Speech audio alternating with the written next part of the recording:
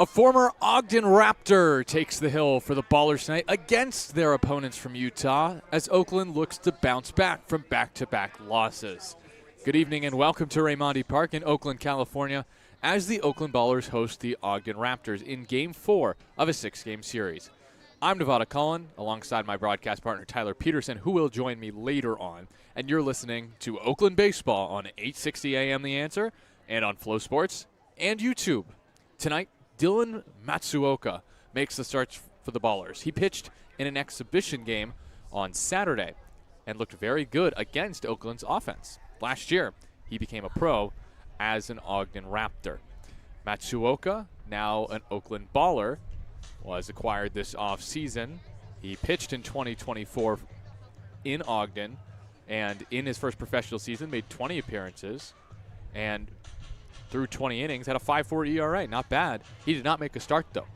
He did not start at Charleston Southern either. That was his last collegiate stop. But I was here on Saturday. I saw him pitch against Oakland, and he looked pretty darn good against the Oakland Ballers lineup. So Matsuoka has had success against Pioneer League hitters, both with Ogden and now with Oakland. And we'll see the 24-year-old righty from Sammamish, Washington, make his Oakland debut tonight here in Oakland. So let's first take a look at the Ogden lineup, led by Evan Parker in his second year. Ogden comes in 2-1, having won the last 2 games in this series. The Raptors will lead off Kenny Oyama, the left fielder. Then batting second is True Fontenot, the second baseman. Fontenot, 7 RBI over the 3 games in this series. Connor Bagneski, the DH, hits third. He is 6 for 11 in this series, another hot Ogden hitter. Chris Sargent cleans up. The catcher last night had his best game of the year so far with a 2-home run, 4 RBI performance. Damian Stone, the right fielder, bats 5th for Ogden. Carmine Lane, the third baseman, back in the lineup, hitting 6th. Carter Mize, the first baseman, bats 7th. Elliot Good, the shortstop, in the 8th spot. Kyler Stancato, the center fielder, bats 9th for Ogden. Ogden will start Adrian Santa Cruz. We will talk more about Santa Cruz, the right-handed pitcher from Phoenix, who is making his 9th career start for Ogden tonight. We'll talk about him more in the bottom of the first inning. Time for the anthem here from Raimondi. It's time for the national anthem performed by Mark Guile, the Associate Dean of Graduate Programs for Samuel Merritt University. And before he begins, let's shout out all the new graduates from Samuel Merritt University. They had their commencement ceremony earlier today. Okay, Mark, you're up.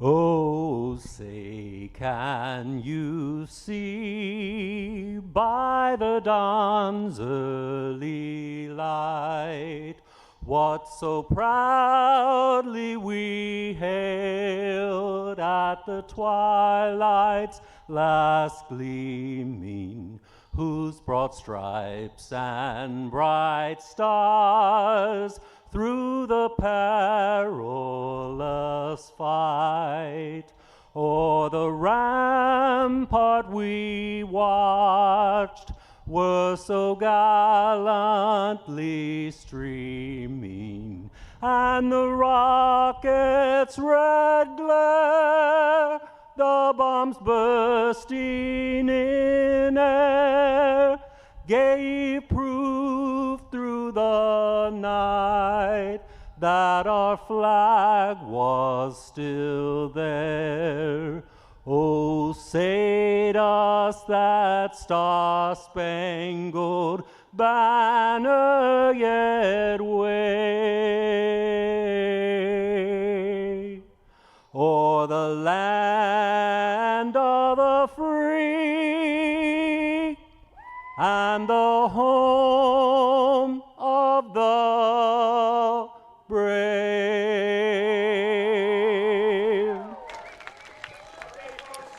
Thank you, Mark, for that wonderful rendition of the national anthem before this Friday night battle in Oakland. We already went through the Ogden lineup. Kenny Oyama, the leadoff man, will be digging in momentarily against the right-hander for Oakland, Dylan Matsuoka. 5'11", 185, 24 years old from Sammamish, Washington. He is a second-year professional. His numbers last year for Ogden, this very team that he will face: 20 innings, 20 appearances, 1-1 record, 2 saves, 21 hits, 13 walks, and 21 strikeouts. A 5.4 ERA for Matsuoka, who played his college ball at Charleston Southern. He spent 2 years there. Before that, he played at Everett Community College and spent his freshman year at Spokane Community College. Former Little League World Series participant, Matsuoka is about to take the field as he runs out from the first base dugout. His team already on the field. The team behind him, Matsuoka will be caught by Dylan Tatum. In the infield from third to first, Davis Druick, Tremaine Cobb, Isai Santos, and Christian Almanza. Then the defense in the outfield for Oakland, left to right, Michael O'Hara, Pat Monteith, and Lou Helmig. Ballers are wearing their cream uniforms today with Oakland in green print across the chest, the green cap, the white Ballers Bees logo on that hat. All white for the uniforms, all cream, I should say. Cream tops, cream pants with a small stripe, small piping down the side of the pants. Ogden, on the other hand, the road team, wearing their Junction City uniforms with white picket fencing around the red sleeves, red jerseys that say choo-choo on the back. It's so funny. White numbers, and in white print on the front of the shirts, it says Junction City. Blue helmets and gray pants. Junction City is one nickname that you could use for Ogden, Utah. They actually have a number of different sayings on the back, Nevada, so you should be able to spot not only choo-choo, but a couple other sayings as well, so keep your eye out for that. That's Tyler Peterson popping on for just a second. He'll not be with me on most of the call tonight, but he will still be on the broadcast for the 4th through 7th innings. So feel free to tune out now and tune back in 4 through 7 if you only want to listen to Tyler. I adjust. Well, you could, though. If you really like Tyler's broadcasting, do make sure to tune back in to the 4th through 7th. I know I do. 59 degrees tonight here in Oakland. Still, the sun is out, blue skies, wispy clouds along the horizon. And the temperature will just continue to slowly descend. We're on track for a few minutes late start here in Oakland as Oyama will stand in from the left side to face Matsuoka. Former teammates in 2024 for the Ogden Raptors, Oyama and Matsuoka. He stands in from the left side. Working from the windup is Matsuoka. And his first pitch is delivered low for ball one at 6:38 p.m. local time. So we're just 3 minutes behind schedule here at Raimondi Park. Thanks for tuning in on this Friday night on 860 AM The Answer, and on YouTube and on Flow Sports. I'm Nevada Cullen. Tyler Peterson will join me in the 4th. Strike at the top of the zone is issued to Oyama, 1-1. In this series, he is 2 for 13, 0 for 4 last night. Did drive in a run and score twice. 1-1 for Matsuoka. Drops in for a strike outside corner. Looks like a breaking pitch. Had the movement maybe of a slider, 84 miles an hour. 1-2 for Matsuoka, again working from the windup. Fouled away.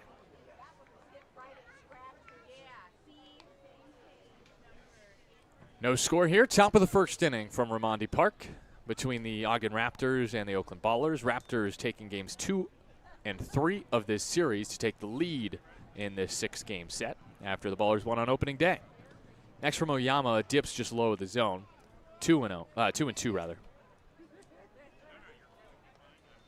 Oyama, 26 years old from Trabuco Canyon, California. 3rd year in the league. Debuted in 2023 with Boise. This is his 2nd year with the Ogden Raptors. Waves the bat slightly behind the left ear. Matsuoka's 2-2 is swung on and just bounced foul. Sunlight bouncing off the ivy out in left that covers the red brick building. Only some small shadows from the light poles cascading onto Raimondi Park's field. 2-2 is popped foul off to the left. This one will get out of play and bounces into the vacated left field bleachers. This is the least attended game so far this season for Oakland. Opening day saw a sellout of 4,100, then over 2,000 Wednesday, and over 3,000 yesterday to watch Too Short perform. 8th pitch of the at-bat, 2-2, is popped foul. Same spot left field, out of play. 3 straight foul balls.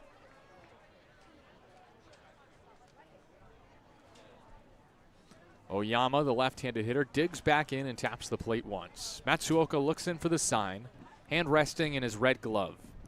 He rocks back and brings home the 2-2. Swing and a miss off the glove, though, of Tatum. It leaks away from him. He throws to first in time. The 9th pitch of the at-bat is finally an out. Oyama strikes out swinging at a pitch off the dish. 84, nowhere close. He waved at the off-speed pitch from Matsuoka, who picks up his first K and first out as an Oakland baller.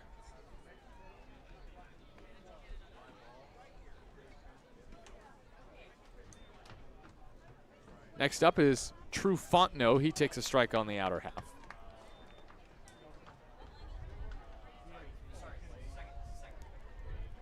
A 1 count. Swing and a miss. Nothing in 2. No score here in the top of the first inning from Oakland. Oyama strikes out against Matsuoka to start Matsuoka's Oakland career. Deep sigh, and the pitch. Wasn't talking to you, Siri. Swing and a miss from True Fontenot. And that's back-to-back Ks for Matsuoka to begin his baller's tenure. That went on 3 pitches, 79 below the zone. That one was a good breaking ball for Matsuoka. Connor Bagneski stands in from the left side. 2-out space is empty. First from Matsuoka. A half swing. Did he go? Tatum appeals to third, and the third base umpire says no. Matsuoka trying to grab a 1-2-3 inning here in the top of the first to get this game going against the Ogden Raptors. 1-0 is popped up. Maybe on the infield, perhaps just slightly on the outfield grass. It's Cobb, the shortstop, who does make the catch on the clay behind second for out number 3. Ogden retired in order in the first. No score. Ballers coming up when you return. This is Oakland Baseball on 860 AM The Answer.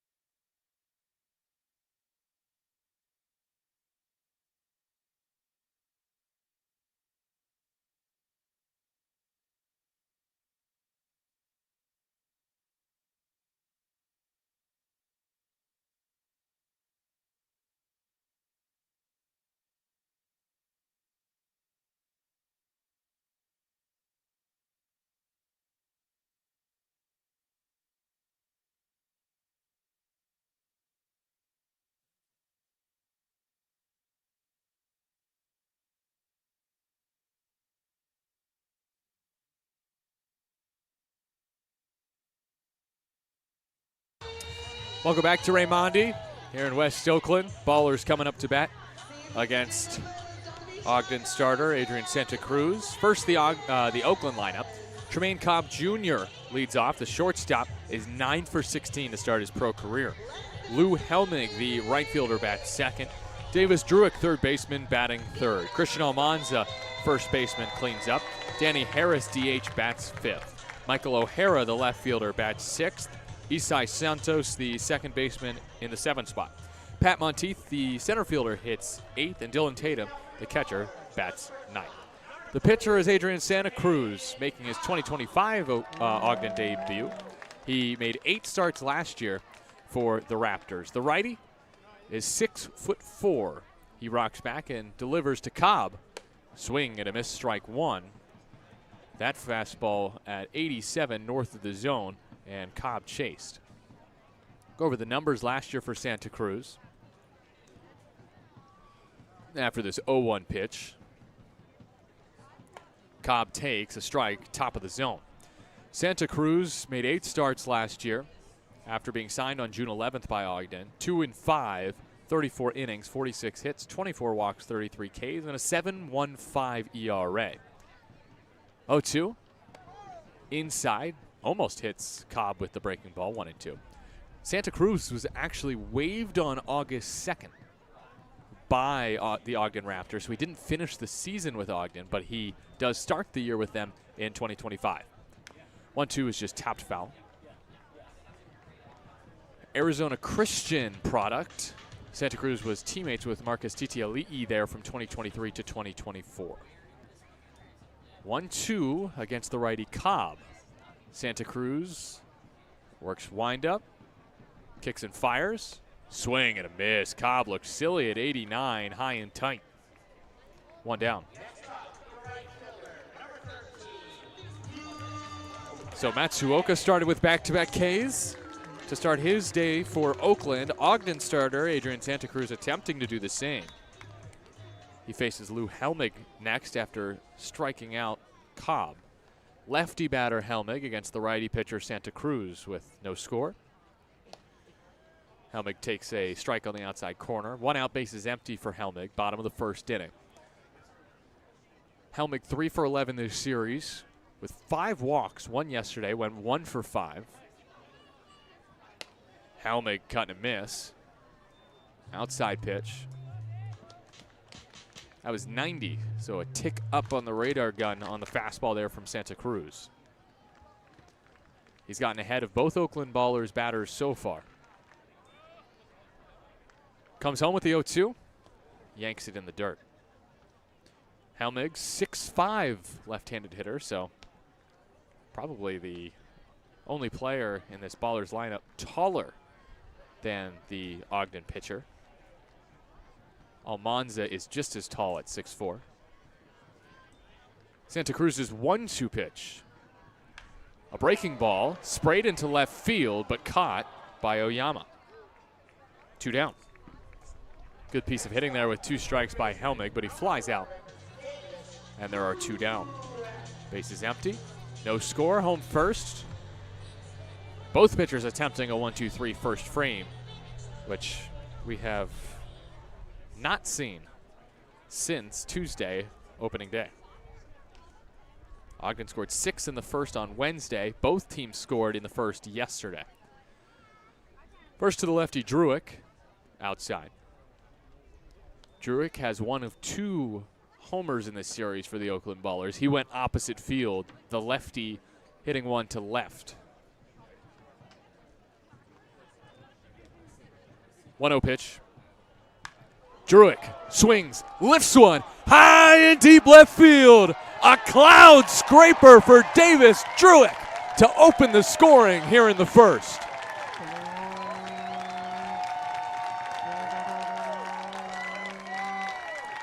A launch angle of nearly 45 degrees. It's a 40-degree launch angle, which is just about as high as you can hit it and still get it out of here. Davis Druick elevates and celebrates here in the first. It's 1-0 Ballers. Next is Christian Almanza. He has the other lefty oppo homer that the Ballers have hit in this series. He takes high for ball 1. Druick, of course, now has the other 2. 1-0 Oakland, 2 outs, base is empty, home first. They lead against Ogden. Outside for Almanza, 2-0. They have not led in this series, the Ballers, since opening day when the Ballers scored first in the third of that ball game with the RBI single from Lou Helmig. 2-0 now on Almanza. Way outside, 3-0. That pitch, by the way, was high outside corner. Not a bad pitch from Santa Cruz that Druick was able to bash out of here. 3-0. way outside.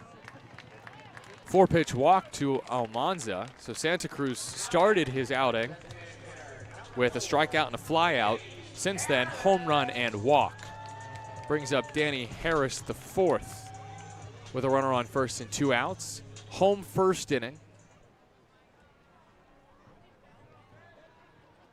1-0 Ballers over the Raptors.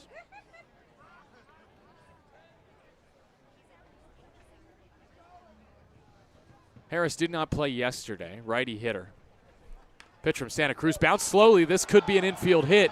Glove by Santa Cruz, he's got no play. And on the first pitch that Harris sees, he reaches on the single to the pitcher. 3 straight have reached for Oakland with 2 outs. Just caught him inside. That pitch was the same spot essentially as the as the last pitch of the walk to Almanza. And he swung at it, but he benefits because of it as Daniel Harris picks up his 3rd hit as an Oakland Baller. Now the lefty, Michael O'Hara. First to him outside. So Santa Cruz has thrown 6 straight out of the zone.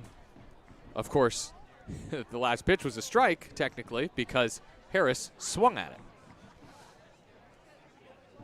1-0 to the lefty O'Hara. Santa Cruz delivers. O'Hara watches, ball 2. That was maybe off speed from Santa Cruz at 82. Looked like a changeup, and it was not a competitive pitch. O'Hara 1 for 5 with an RBI yesterday in the 13-9 loss. And he takes the 2-0. It bends in for strike 1 over the outside corner. Ballers trying to bounce back after losing back-to-back games, 12-5 and 13-9. The problem has been the pitching and mostly defense, as home plate umpire calls time. Defense over the last 2 games has committed 7 errors.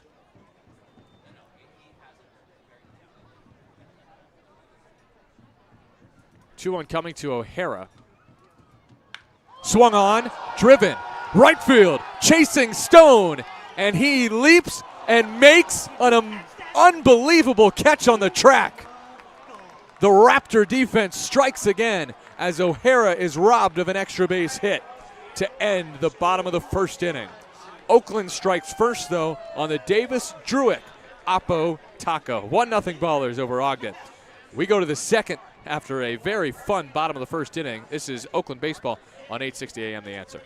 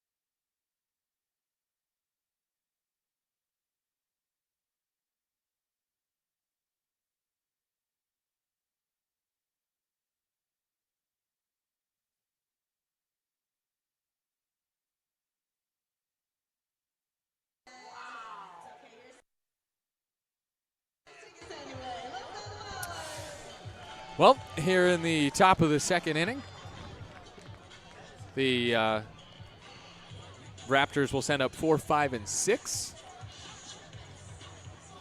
as Sargent will dig in against Matsuoka. 1-0 Ballers here in the top of the 2nd inning. And if you're listening on YouTube or on 860 AM The Answer, you're in luck because our unfortunate fans watching on Flow Sports were just disconnected. We're having some technical issues on the Flow Sports side, but thankfully we're all good here on the radio side. So thanks for tuning in on this Friday night.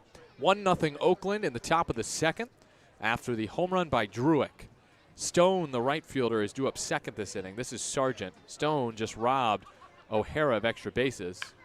as Sargent rips the first pitch he sees into left field for a base hit. O'Hara fields and zips it in to hold Sargent to a single, something that we have not seen much from Oakland in the series is solid defense, and O'Hara made a good play there to hold Sargent to a single after ripping a line drive into left at 103 off the bat. Now Ogden does get the leadoff man on for Stone, and that's usually how things go. You make a web gem in the outfield, you get to hit the very next inning.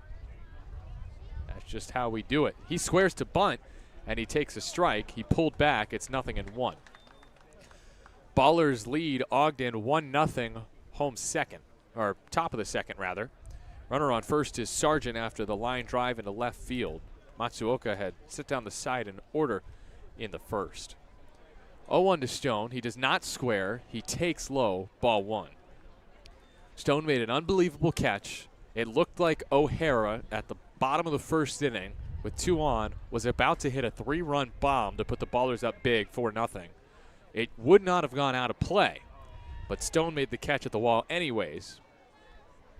1-1 is ripped back to the screen, 1-2. Stone made a fantastic effort, contorting his body, sticking up his glove and catching it right before it hit the chain link fence out in right field. Just an unbelievable grab by Stone, who now hits from the left side for Ogden. And he has been amazing. 6 for 11 this series. 1-2. He watches outside, 2-2. Change up off the dish from the right-handed throwing Matsuoka. Stone in his first 3 professional games has collected 6 hits and scored 5 times while playing not far from his hometown of Fremont. Runner on first is Sargent. The 2-2 pitch for Matsuoka. Lifted foul off to the left. Stone played at 2022 at Ohlone College in Fremont, was a third-team All-American, and then he ended up playing his final 2 years at UC Davis, a school that the Ballers are familiar with. It's where they clinched a postseason berth last year while playing the YOLO High Wheelers. 2-2 pitch. Lined over short into left field. Back-to-back line drives hit into left by the Ogden Raptors against Matsuoka. Cobb gave it a mighty leap. He climbed the ladder but couldn't quite reach that baseball as Stone singles for his 7th hit in 12 at-bats this series. Carmine Lane hits next. No Cole Jordan in the lineup today for the Ogden Raptors. He gets the day off after breaking his offer to start the season. His first 2 games, he got a couple hits yesterday. So Lane 1 for 9 in the series, bats with nobody out and 2 on for Ogden, trailing 1-0 top of the second, and squares to bunt, drops it down perfectly. Matsuoka fields on the backhand, throws relaxed to first, and makes the out. That advances both runners. It's a sacrifice for Lane.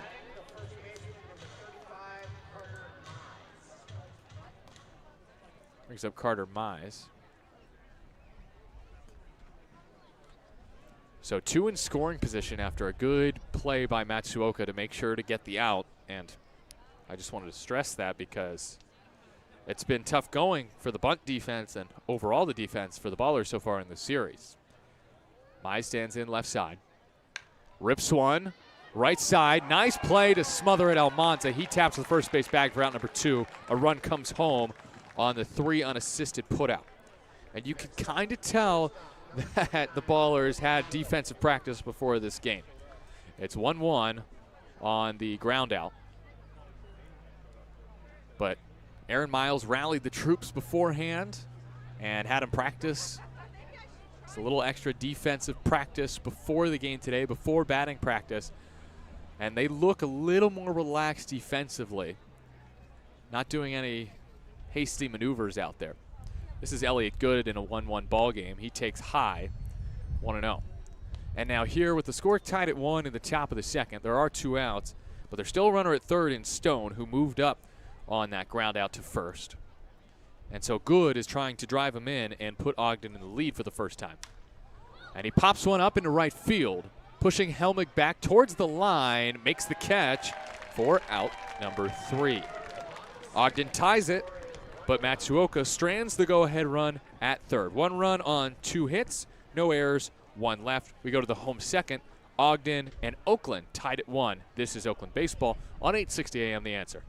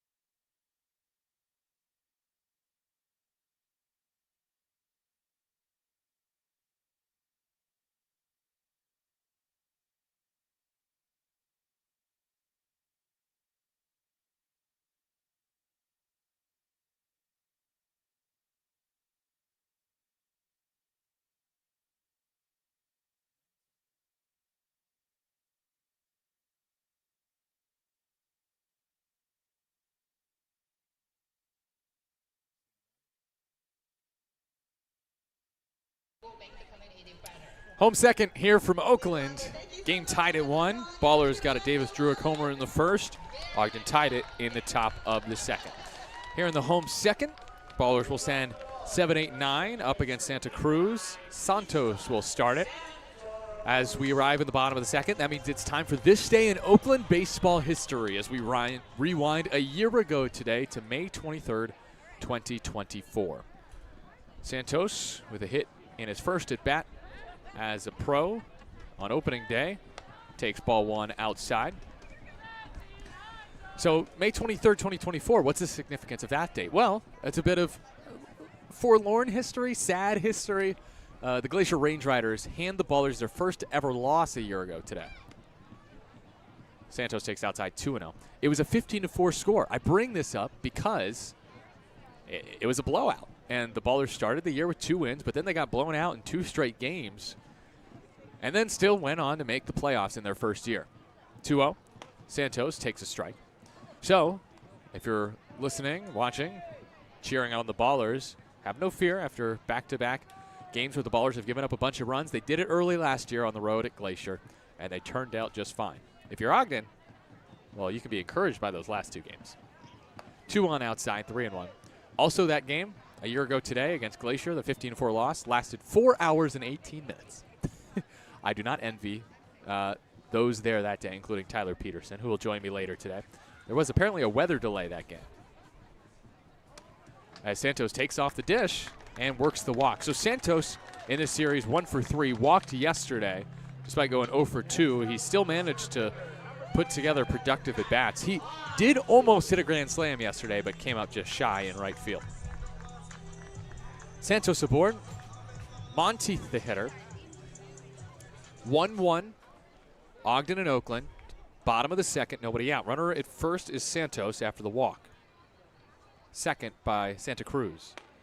First to Monteith is a low strike. Nothing in 1. Monteith was 0 for 6 so far to start his pro career until singling yesterday, his first pro hit. Monteith taps this one foul, nothing in 2. 0-2 the count on Monteith, the righty slugger, by way of North Greenville University, a D2 school in, well, North Greenville, I would assume. Monteith is from Charleston, South Carolina. He checks over at Santos at first. Santos is back safely, sliding. Monteith was coached at North Greenville by former A's catcher Landon Powell.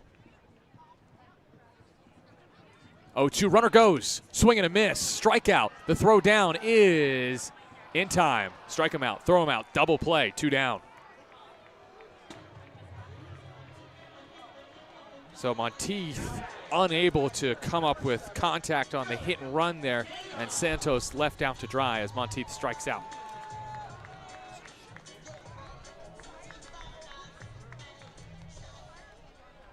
Next is Dylan Tatum with the bases empty and 2 down. 1-1 game. Ballers batting here in the bottom of the second. First pitch, a room service strike.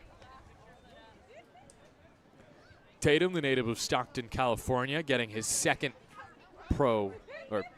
second Oakland start. He's been in pro ball for a while now, since 2021 with the Twins. And he hits one sharply through the left side, base hit. Dylan Tatum has his first baller's knock and is aboard with 2 down. He went 0 for 4 on Wednesday, and the Stockton native comes up with a single into left field here with 2 outs in the bottom of the second.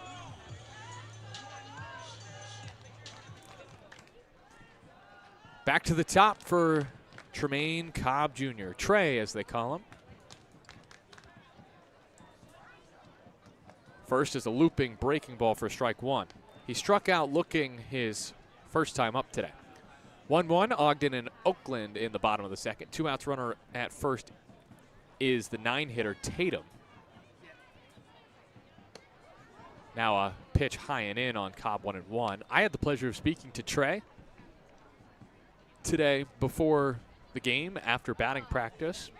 You can watch my interview with Trey on YouTube as Santa Cruz checks on first. It'll be part of the Oakland Ballers podcast known as Bees Cast that you can watch every Tuesday for now. We'll see if that date of the day of the week changes at some point, but it'll be published on Tuesday. Swinging a foul tip, 1-2. Cobb talked about his heroics from Tuesday. This past Tuesday against Ogden, opening day, he went 5 for 5 with a knockout round win over Chris Sargent in round 1. Cobb hit 1 home run. Sargent did not hit 1. 1-2 count. Santa Cruz comes home, and Cobb takes in the dirt, and Tatum thought about breaking for second. Didn't get a good read on it, though, and stays at first. Haven't seen the best base running yet from Oakland this series. Cobb probably the biggest base running mistakes, I should say. Cobb has been solid defensively and hitting-wise. Oh, boy, 9 for 17 to start his pro career at the plate. 2-2 pitch. Cobb fights it off, and he fouled it off himself. I hope Trey's okay. He's trying to help himself up, and he does get up. He just whacked that baseball off of his own body, and he's good to go. Waving Bruce Valentine, the athletic trainer for the Ballers, back into the dugout. He's good to go for this 2-2 two-out pitch from Santa Cruz. Righty-righty battle in a 1-1 game, 2 outs. Tatum had the 2-out single. He's at first. Santa Cruz settles at the belt, looks behind him towards first, comes home, and Cobb takes strike 3 on the outside edge. 80 miles an hour, breaking ball that just clipped the corner. Awesome pitch right there from Santa Cruz to end the second. He gets 2 strikeouts in the inning and has 3 today. No runs, 1 hit, no errors, 1 left for the Ballers. We go to the third, all tied at 1 here on 860 AM The Answer.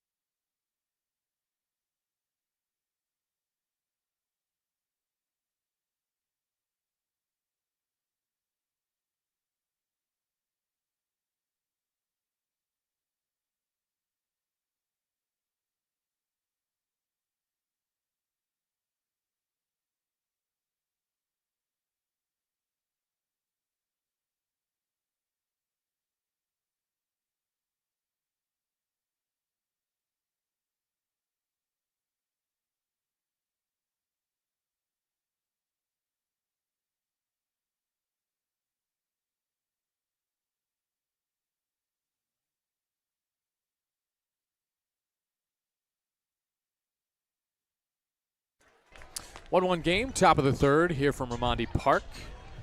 Nevada Cullen here. Tyler Peterson will join me in the fourth inning. He'll call the play-by-play for innings 4 through 7. And Vince is back in our 860 AM The Answer studios. So 1-1 game here in the top of the third. Stancato, Oyama, Fontenot, 9-1 and 2 for the Raptors to face Dylan Matsuoka. And as we arrive in the top of the third, that means it's time for another segment. It's time for the wide world of baseball. And today, we leave the press box and head up to the Pacific Northwest to Sammamish, Washington. Kyler Stancato stands in for the first time. And he hits one softly to third. Fielded by Druick. His throw is a good one. One pitch, one down here in the third. So why do we go to Sammamish, Washington in this wide world of baseball segment today? Well, it is the home of Dylan Matsuoka, the starter for the Oakland Ballers. Sammamish is a town in the state of Washington, located 30 minutes east of Seattle. Seattle, if you go across the river and the bridge, you get to Sammamish as Oyama takes a strike. 0-1. He struck out swinging first time against Matsuoka. Population of 65,000 as of 2023. Sammamish, Washington, the hometown of Dylan Matsuoka. 0-1 is ripped foul off to the left. The geography of Sammamish is interesting. It's on a plateau, but it's still high up, 397 feet above sea level. And it's bordered by Lake Sammamish to the west, which is where the town gets its name, and the Snoqualmie Valley to the east. 0-2 is high and away on Oyama, 1-2. And Matsuoka's hometown of Sammamish also is known for having had Matisse Thibault play there in high school at Eastside Catholic. As the pitch is low, did he go? Yes, Oyama offers. He cannot believe the call from the third base umpire, and he strikes out for a second time. That's strikeout number 3 for Matsuoka. 2 down. But the only notable person that I could really find from Sammamish was the Portland Trailblazer and former 76er shooting guard and small forward Matisse Thibault, who went to high school in Sammamish. First pitch popped foul by Fontenot. So that was Wide World of Baseball. Now you know a little bit about Dylan Matsuoka and his hometown. 0-1 is low. And now Matsuoka did not go to the same school as Thibault. He went to Eastlake High School, which is much closer to the Seattle city center. 1-1. Falls in for a strike, 1-2. 1-1 ball game here in the third inning. It's the visitors' third. 2 out spaces empty and a 1-2 count for Fontenot, who struck out last time. Matsuoka works from the windup. Fires. Got him with the breaking ball in the dirt. Tatum picks it up bare hand, throws to first, and Fontenot strikes out for the second time. That's 4 strikeouts for Matsuoka. All have come against the top 2 hitters in the Ogden lineup. No runs, no hits, no errors, none left for the Raptors here in the third. We go to the home half of the inning. Ballers coming up to bat on 860 AM The Answer.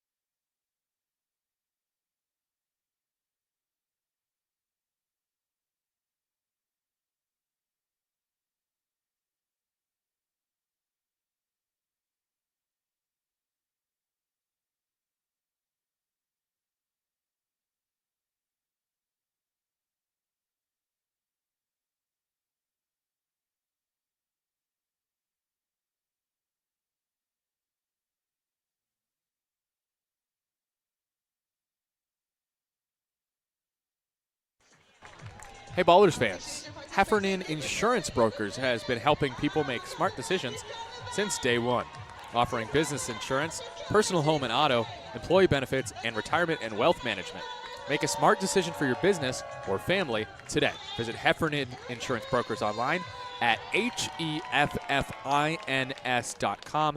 That's HEFFINS.com. Good part of the lineup for Oakland to try to grab the lead back in the bottom of the third. It starts with the two-hitter, Lou Helmig. Number 13 battles number 13, Adrian Santa Cruz on the hill. And Helmig fouls the first pitch back, 0-1. I came in at 88. Challenge fastball outside corner from Santa Cruz against Helmig. Flew out to left his first time on 2 strikes. Helmig takes low, 1-1. 1-1 score. Bottom of the third inning, no one out and no one on. Helmig leading off the inning. Druick, who homered, is up next. The lefty went oppo in the first. Helmig watches outside, 2-1. Lou has shown great patience thus far as a baller. 5 walks. And the 2-1 is laced deep left field, and Oyama can only watch it fly. Lou Helmig blasts his first bomb as a baller and puts Oakland right back in front 2-1.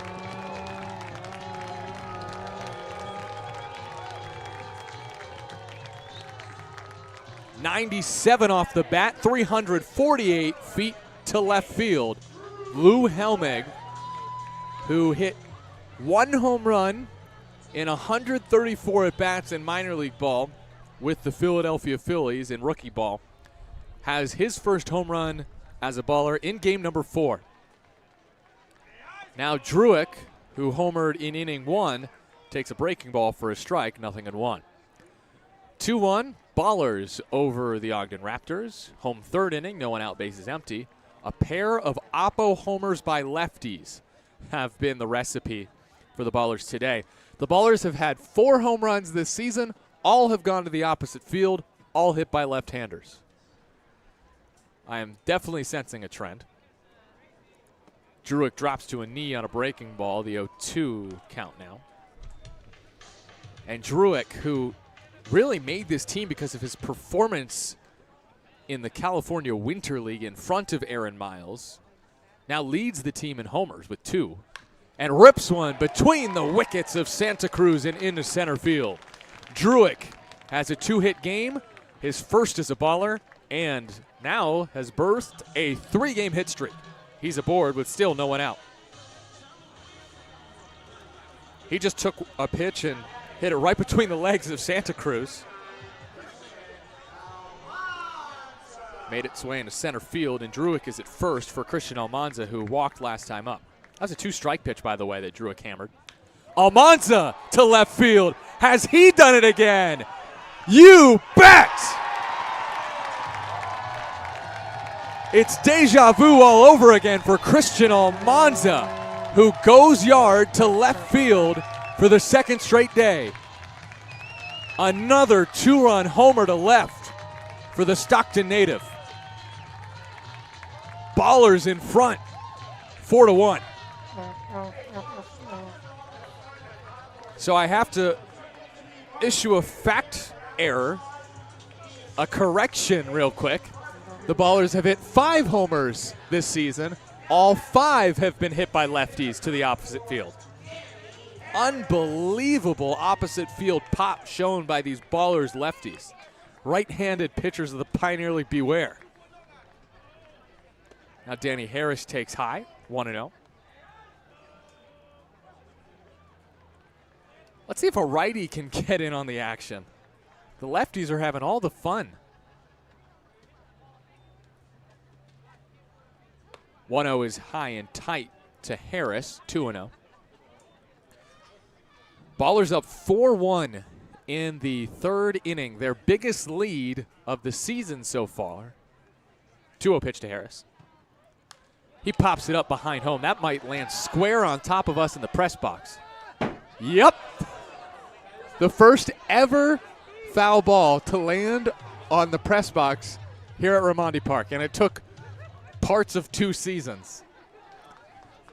And why do I know that stat? Because Tyler Peterson is screaming it out. You'll be joined by him in the 4th. Harris, line drive, 1 hopper to short, good. Collects and fires for out number 1. Ballers get 3 before Ogden records an out here in the home 3rd. And even that first out was hit hard by Harris, so the Ballers are seeing Santa Cruz well. Ballers trying to even the series at 2 games apiece to open the season against Ogden. 1 out, bases empty for Michael O'Hara. 4-1 Ballers in the bottom of the 3rd inning. O'Hara hits one off the cap of the bat to short. Good, collects, fires, got him. Back-to-back 6-3 putouts, 2 down.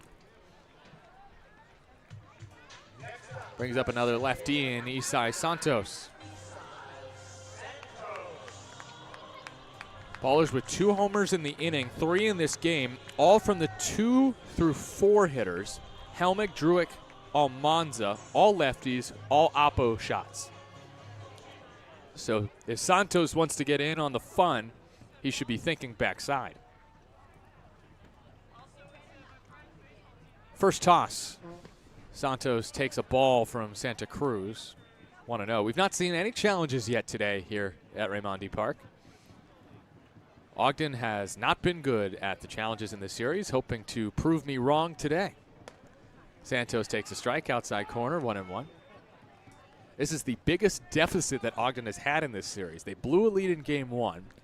They led by a lot in games 2 and 3.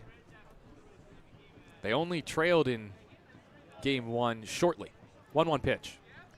Santos takes a breaking ball low. 2-1 count with 2 outs. Bases empty for Santos. 4-1 Ballers lead against Ogden. A 3 spot in this inning. Finally a crooked number for this Oakland offense. 2-1 drops low. Another breaking ball. Oakland did have 2 crooked numbers last night, actually. A 3 spot in the 3rd, just as they have tonight, and then a 4 spot in the 6th. The problem was, by the time that 4 spot came around, they were down by 9. 3-1 pitch to Santos is low. And Santos walks for a 2nd straight inning. Next, Pat Monteith. I mean, the lefties have had way more success against Santa Cruz. The righties have 2 hits, Harris and Tatum, but the lefties have 3 home runs, and Santos has now walked twice against the righty Santa Cruz. Monteith in the 8th spot. First pitch, hack, he went for the fences. Just feels like Pat needs to tone it down a tad. And if he just takes a little bit calmer swing, he'll catch one with his power. He's hungry for his first Oakland and professional home run. Struck out last time. Santa Cruz throws over, and Santos is back safely.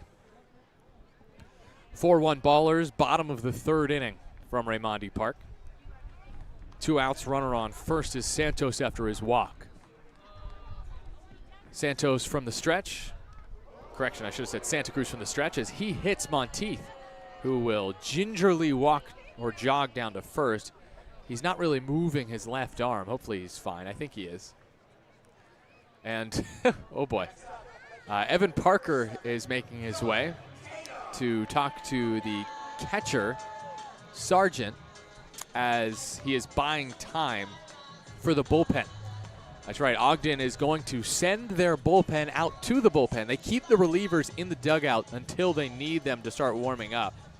And now they make their way from the 3rd base dugout to right field, delaying this 3rd inning. So Monteith is hit by the pitch. Santos advances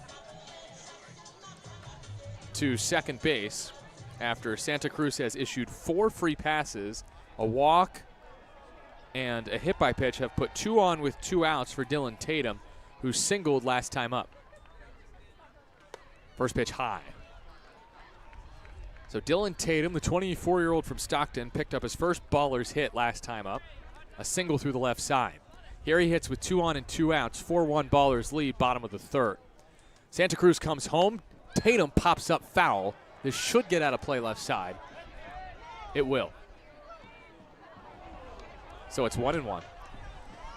Tatum, drafted by the Twins, 20th round of the 2021 draft from UC Irvine. He then played in the Twin system from 2021 to 2024. Florida Complex League, Wichita Wind Surge, Fort Myers Mighty Muscles, Cedar Rapids Colonels, across single and double A. Dancing at second is Santos, and that pitch gets in the dirt, but it's a great block from Sargent. 2-1. In his time in the Twins organization, Tatum drove in 41 runs. He's hoping to grab his first RBI or multiple here as an Oakland baller. And he hits one to the left side and through the left side. Santos gets the wave. The throw from Oyama is way too strong. Making his way to second is Tatum. Going to third, Monteith on an RBI knock for Dylan Tatum, who's got a 2-hit game and his first RBI as an Oakland baller. The Stockton native increases the lead to 5-1. It's a 4 spot for Oakland here in the home third. 2 outs, 2 in scoring position. It's a single to left field and an error or no error on the play. Monteith just advances to second, or I should say Tatum just advances to second on the throw home. It's an RBI for Tatum as Sargent tries to help Santa Cruz through this inning. He just made his way to the mound. Santos showed his good speed on that play, scoring easily. Monteith wheeled to third. Tatum had advanced to second. And now the 9th hitter of this inning, and he's due. It's Tremaine Cobb Jr. 2 strikeouts so far against Santa Cruz. First pitch just grabs that outside edge. Santa Cruz has been living there with that breaking ball against Cobb. Cobb is one of only 2 ballers not to reach base so far. 2 in scoring position, 2 outs for Oakland. And Cobb takes another breaking ball on the outside corner.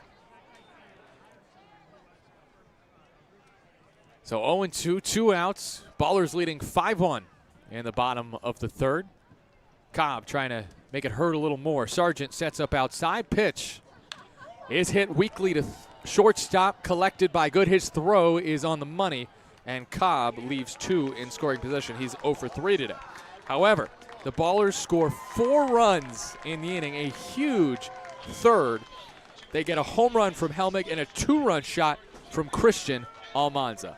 In the third inning, the Ballers get 4 runs on 4 hits, no errors, 2 left.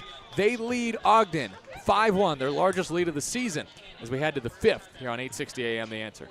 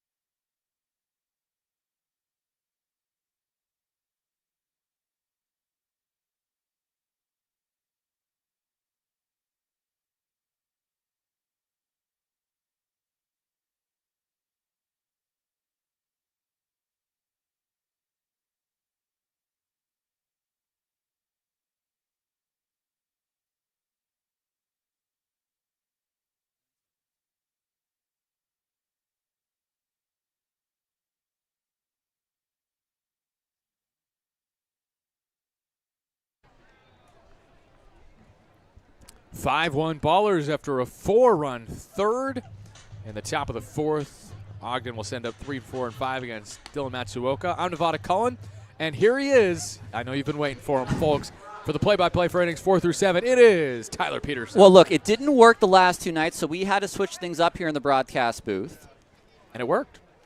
Well, so far, at least. Well, listen, I gotta bring the runs now. when I'm on the air. Well, hey, the Ballers have their biggest lead of the season. It definitely didn't hurt. It's the top of the fourth. It's 5-1 Oakland. Bagneski, the hard-hitting DH, the first to face Dylan Matsuoka. And the first pitch is way outside for ball one. Matsuoka, who looked good in his final exhibitional start, is continuing some strong pitching, up to 94 today on the fastball. The 1-0 is swung on and fouled away. Bagneski popped out to the shortstop in his first at bat.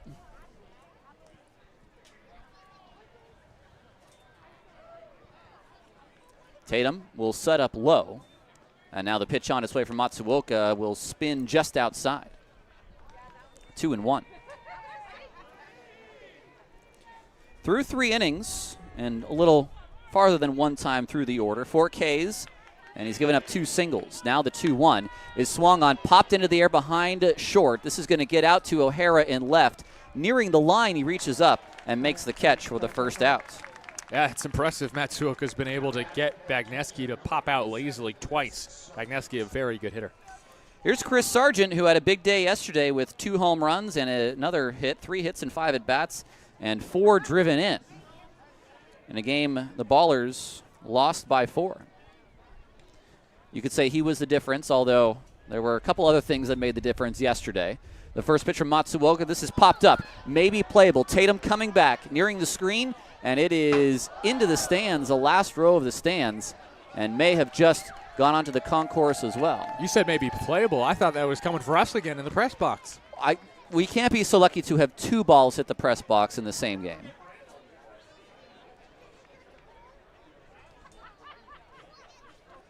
It's 0-1 to Sargent. Matsuoka from the windup. The pitch is high and in. And Sargent with a little stare back to his former battery mates. Have we mentioned Dylan Matsuoka's success as an Ogden Raptor yet on this broadcast? Several times. Oh, mostly at the top, though. We can talk about it again. The 1-1 on its way is swung on a miss. Nice breaking ball from Matsuoka there below the zone.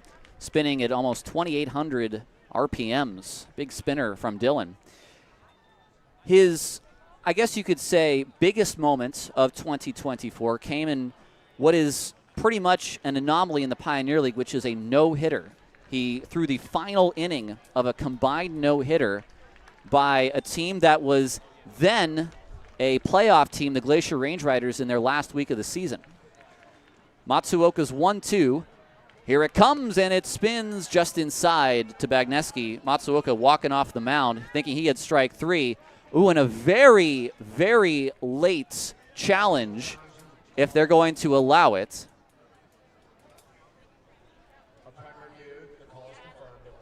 It is a ball. Hey, Ed Campanello down at third saying, hey, that happened way too late. It's got to be 2 seconds after the pitch. However, the home plate umpire did allow it. I believe that's Jason Venzen behind there. So it's a 2-2 now from Matsuoka. The pitch on its way, high again, 3-2. 5-1 Ballers after a 4-run third that saw 2 big flies. One from Lou Helmig and one from Christian Almanza. It's a payoff pitch to Chris Sargent, and it's on its way. It's swung on and missed. Breaking ball dropping below the zone, and Matsuoka has his 5th strikeout. Did not start a game for Ogden last year, but in the offseason wanted to get stretched out, wanted to become a starter, and signing with Oakland to get that opportunity. Here's Damian Stone.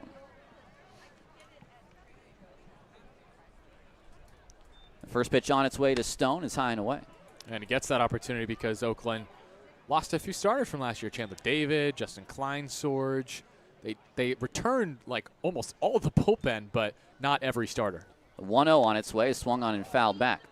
We do have, unfortunately, to tell you one transaction to announce if you haven't announced it already. I have not. Mac Lardner is no longer with the club. He was waived. Caleb Franzen claimed off of waivers by Glacier. He is in the bullpen and active tonight. Strike 2 called on the outside. Stone now down 1-2. 2 outs in the inning. Bases are empty here in the top of the 4th. Tatum will set low and away. Matsuoka into his windup. Here's the pitch. It is swung on and fouled away.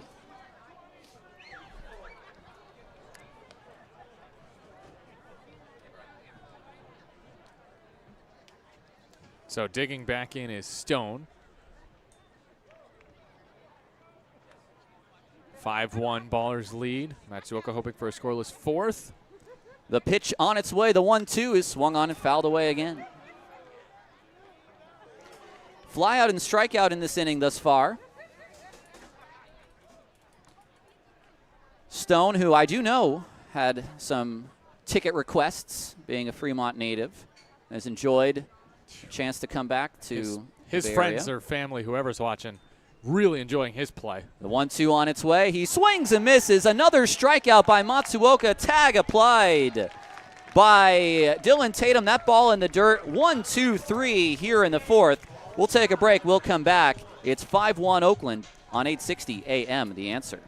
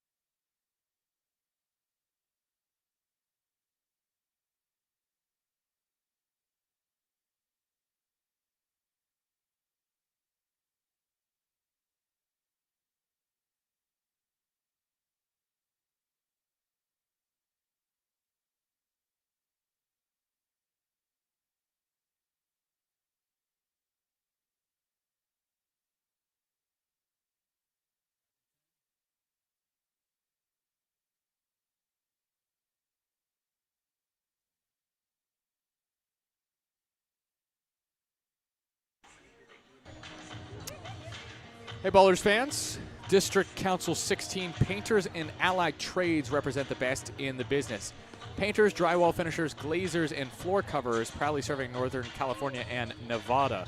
They stand for top-tier training, great wages, strong benefits, and dignity on the job. Join the International Union of Painters and Allied Trades today.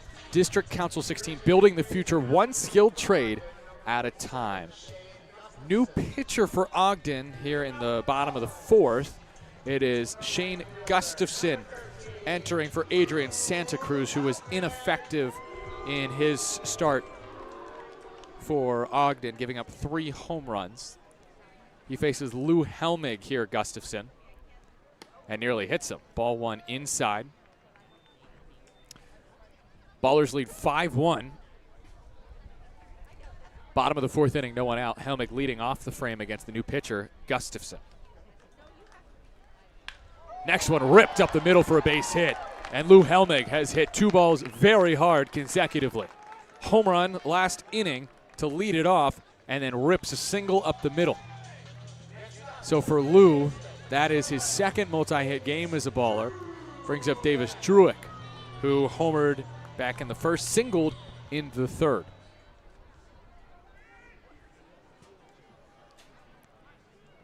Ballers hoping to get to Gustafson this time. They could not on Wednesday in the loss. As Druick, was he hit? No, almost, but not quite. It's ball 1 inside. So Gustafson in here in the fourth, gives up the leadoff single to Helmig. He went 2 innings on Wednesday, got the win in that game. Druick nearly falls to a knee, takes a mighty hack at strike 1. Gustafson, 2 innings, 2 hits, a run, none earned, a walk, 2 strikeouts for the right-hander. 6'5", 215, age 26. He misses low and outside, 2-1 on Druick.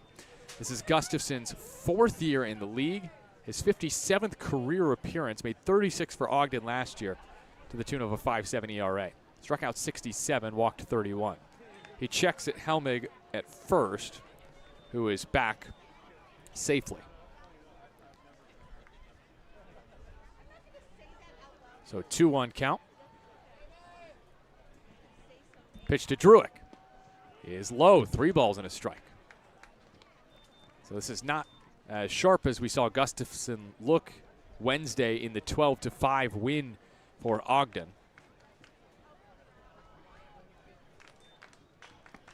The 3-1, just catches the low inside corner. That's a really good pitch.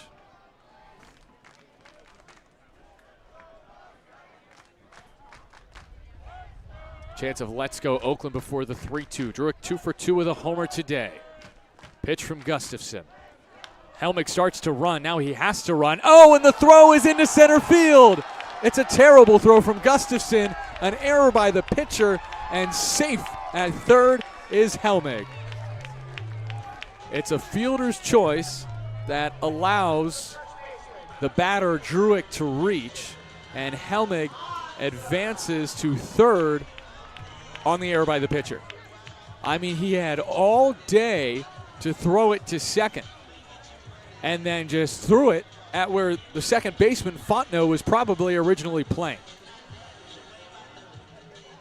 Just probably slipped out of the hands of Gustafson. You got a feel for him as he now has to face Almanza, fresh off a 2-run homer.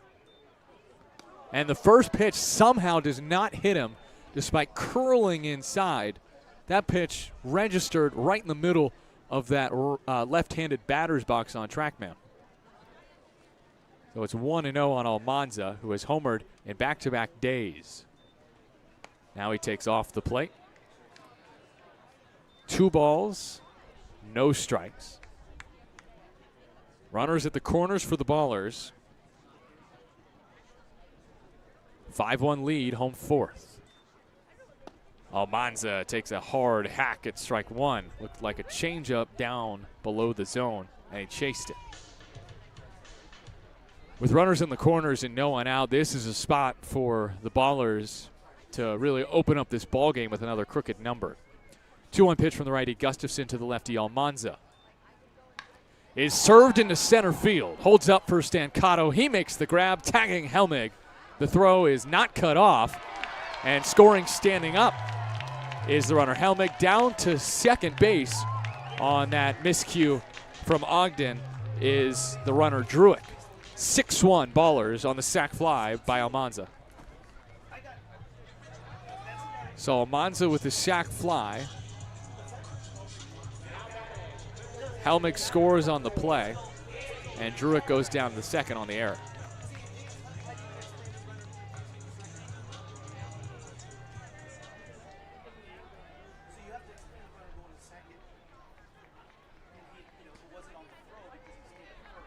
Daniel Harris is next.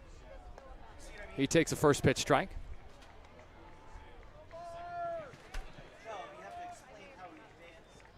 (6-1) Ballers, bottom of the fourth inning on the sac fly by Almanza.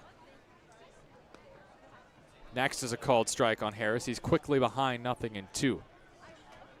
1 out runner on second is Druick after the error. Harris is 1 for 2 today with a single and a ground out to short. Setting up outside the catcher, Sargent. Pitch from Gustafson is waved at and bounced to short. The throw goes to third. Can they get Druick? Yes. That's a heck of a play by Good, who has really shown off defensively for the Ballers. So instead of an out at first, Harris reaches on the fielder's choice, but Druick is retired 6-5, 2 down. I think Druick did the right thing. Usually the shortstop wouldn't really throw to third on that play, but Good was smart, knew that Druick is not Usain Bolt, and just got it there in time. Michael O'Hara next, takes one in the dirt. 1-0. 6-1 Ballers, bottom of the fourth inning. 2 outs, runner on first is Harris after reaching on the fielder's choice. O'Hara is 0 for 2 today, robbed of extra bases his first time up. Waits patiently from the left-handed batter's box and takes a breaking ball draped over the outside edge by the righty Gustafson. 1-1.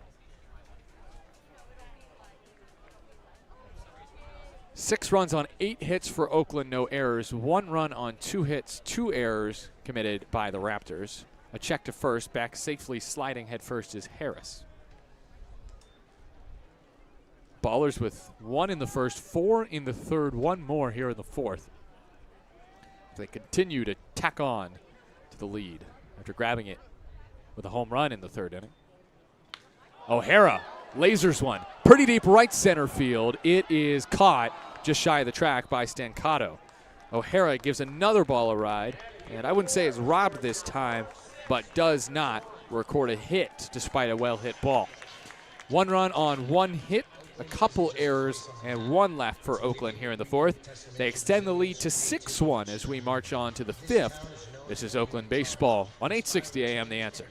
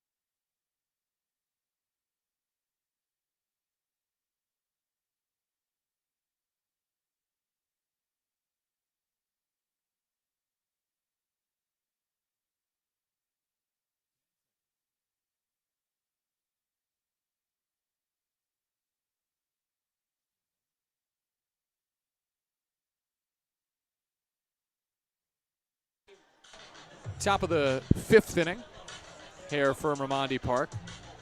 Still having some technical issues on the Flow Sports side, so if you are watching and experiencing the technical difficulties, we do apologize for those. And also if you're listening, which you're listening in some way, do also apologize. Tyler Peterson is supposed to be calling play-by-play right now, but he's trying to figure out the technical issues that we've been having.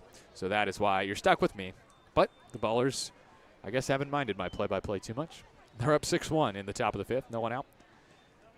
Matsuoka still on the hill. Misses outside to Lane. 1-0. Matsuoka has struck out 6. Gets a foul ball there from Lane. 1-1. Lane sack bunt last time. That helped Ogden score its first run of the game. Mize tied the game with an RBI ground out in the 2nd. Matsuoka pitched out of any more trouble as he misses inside. It's 2-1 on the right-handed hitting Lane. The righty Matsuoka, 6 strikeouts, 2 hits allowed, just 1 run. He's been phenomenal today. Next to Lane is ripped, just foul. Hooked so close to that third baseline. Good hustle by O'Hara to track it down, but it's 2-2. And that ball probably curved fair over the bag, but because it bounces foul in the air, because it lands foul in the air, that's why it's a foul ball and not a fair ball. Lane hoping to grab his 2nd hit as a Raptor here.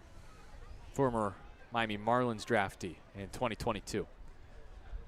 Wind up, 2-2 pitch. Swung on and missed. 3 consecutive strikeouts for Dylan Matsuoka, who has punched out a career-high 7 today. The career high previously was 3 for Matsuoka. He had only ever pitched an inning and a third for Ogden last year. He struck out just 21 all year for the Raptors in 2024. And against his former side, he has 7 Ks today. 1 out. Mize takes a hack and a miss. We've seen a lot of whiffs from these Raptors. 5 of the last 6 outs recorded from Matsuoka have been strikeouts. 1 is tapped foul. Dylan Matsuoka played in the 2013 Little League World Series. He represented East Lake Little League. He went to high school at East Lake. And his dad, Jamie, was their coach. And they didn't just play in the Little League World Series. They had some success. 0-2. That's driven to left field in the air. O'Hara has to come in, and Cobb goes out. The shortstop makes the grab. 2 down. Good comes up next. The Ogden shortstop with the bases empty and 2 outs in the top of the 5th inning. Bases empty.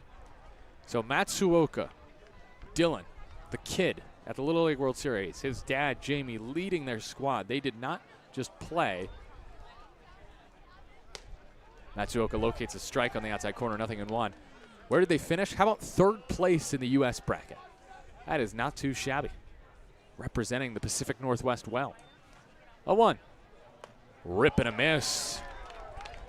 0-2 on good. He was behind 91, top of the zone. Matsuoka, who started the 4th game of this year for the Ballers, I think has at least earned a bump up to the 3 spot in this rotation, especially after, sadly, Mac Lardner was cut from the team, waived today. We hope he lands somewhere and can pitch in 2025, as that one is blooped into right center field. It'll drop in no man's land out there as the Ballers just kind of wave at it before Monteith picks it up. It's the first hit for Ogden since Damian Stone back in the 2nd inning. A pop-up single from Good on 2 strikes. Kyler Stancato is next. We've not talked about Stancato much yet, so let's do that. 6-1, Ballers lead Ogden. Top of the 5th inning. We're almost halfway home here at Raimondi. 2 outs, runner on first is Good, and Stancato bats a ground out to third on the first pitch he saw last time. Lefty hitter. He's a two-way player. He takes high, 1-0. He's an outfielder and a left-handed pitcher. Selected in the first round of the Pioneer League Arizona tryout camp with pick 12. Pick 11, interestingly enough, was Isai Santos, picked by the Ballers. High strike call, outside corner. 1-1. Stancato played at Cal State Bakersfield. 270 hitter in 2024. 41 hits, drove in 26, a couple home runs, 10 doubles. 1-1 to the lefty. Dropped in for a strike on the outside corner, 1-2. Stancato's pitching numbers in 2024, 6.75 ERA in 5 appearances, 5 1/3 innings.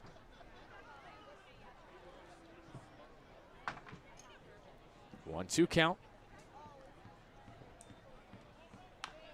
Slow ground ball, hit towards third, tough play for Druick, and he fumbles the baseball. It's an error on Druick that allows Stancato to reach. It would have been a bang-bang play at first, however, Druick flat out flubbed that baseball. Flat out flubbed that baseball. So Good to second, and Stancato reaches. That brings up the leadoff man, Oyama, against his former teammate, Matsuoka. He's been efficient, Matsuoka, just 63 pitches, 1 out away from getting out of the 5th inning, trying to do so unscathed. 2 on, 2 outs, 6-1 Ballers lead, top of 5. Pitch to the lefty, Oyama. High, outside, 1-0. Oyama was an everyday starting outfielder for the Ogden Raptors until mid-July last year, hoping to stay in that starting lineup throughout 2025. He played in 63 games last year. He started all 4 this year. 1-0 is bounced softly to second. Uh-oh. Covering is Matsuoka. Does he hold the bag? Yes. That was scary because Almanza and Santos both went for the ball. It's Santos, the second baseman, who makes the play, tossing to Matsuoka for out number 3. No runs, 1 hit, 1 error, 2 left for Ogden, as Matsuoka has pitched 5 innings of 1-run ball against his former squad. We head to the home 5th. Oakland trying to add on here on 860 AM The Answer.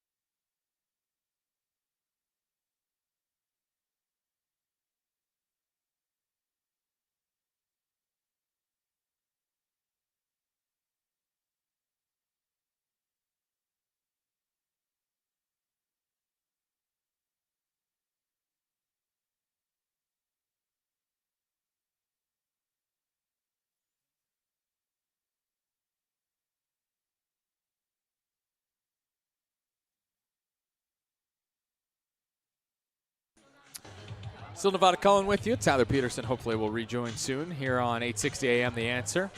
We've got Vince back in our 860 AM The Answer studio today. Thanks for tuning in on this Friday night from Raimondi. Still blue skies out here. Lights have not taken effect. And Isai Santos leads off the bottom of the 5th inning. Santos with 2 walks today, facing the righty Gustafson.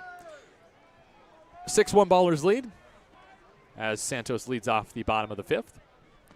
And he takes a breaking ball for a strike, 0-1. Last inning, the Ballers had some traffic on the bases. Sac fly by Almanza. That drove home the lone run in the inning. Santos takes low, 1-1. Most of the damage today for the Ballers have come by way of the home run. 4 runs on 3 bombs from 2 through 4 in the order. Santos takes a strike, 1-2. Helmig, Druick, Almanza, 3 lefties, batting 2 through 4, have all gone yard. Going bridge, Oppo. 1-2 is bounced foul, breaking ball, and Santos stayed on it. I talked to Isai before the game about his approach. He said he likes to work the count, but didn't really like doing it in college because at Point Loma he was more of a leadoff and 2-hitter and just really prioritized getting on base for the squad. 1-2. Santos cuts and misses, strikes out swinging. And Gustafson picks up his first K. 1 down here in the bottom of the 5th. Ballers have only struck out 4 times today through 5 innings. Yesterday they had 7 strikeouts against the first 2 pitchers and then 4 more, so 11 total Ks yesterday, hoping to cut that total down today when it's all said and done. Here's Pat Monteith, righty-righty matchup. Pitch from Gustafson, veers outside. It's not an over-the-top delivery from this right-handed pitcher, Gustafson. He throws from a 3/4 slot, which can be hard for righties to hit. He hides the ball well as he locates strike 1 on the outside corner, 1-1 on the batter, Monteith. Monteith was such a good player at North Greenville University, D2 school. Takes outside, 2-1. He was a super utility man for them, starting third baseman and center fielder in different years, and earned the nickname Playoff Patty. 2-1. That's because Pat, who takes low, 3-1, hit 13 postseason homers in his first 2 years there, 2021 and 2022. I don't even believe that. It says he only had 22 home runs those first 2 years. He ended up with 53. And he takes outside here. Works the 5-pitch walk. That is the first free pass given up by Gustafson. A 1-out base runner for Dylan Tatum, who has a 2-hit game. And no matter which catcher is starting for the Ballers, are always going to have a Stockton guy in the lineup as Tatum grew up with Tyler Lozano, playing both of them at St. Mary's High School.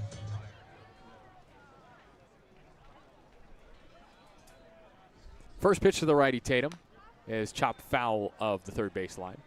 Rolls towards that Ogden dugout. 6-1 Ballers, bottom of inning number 5. 1-out runner on first, 0-1 count on Tatum.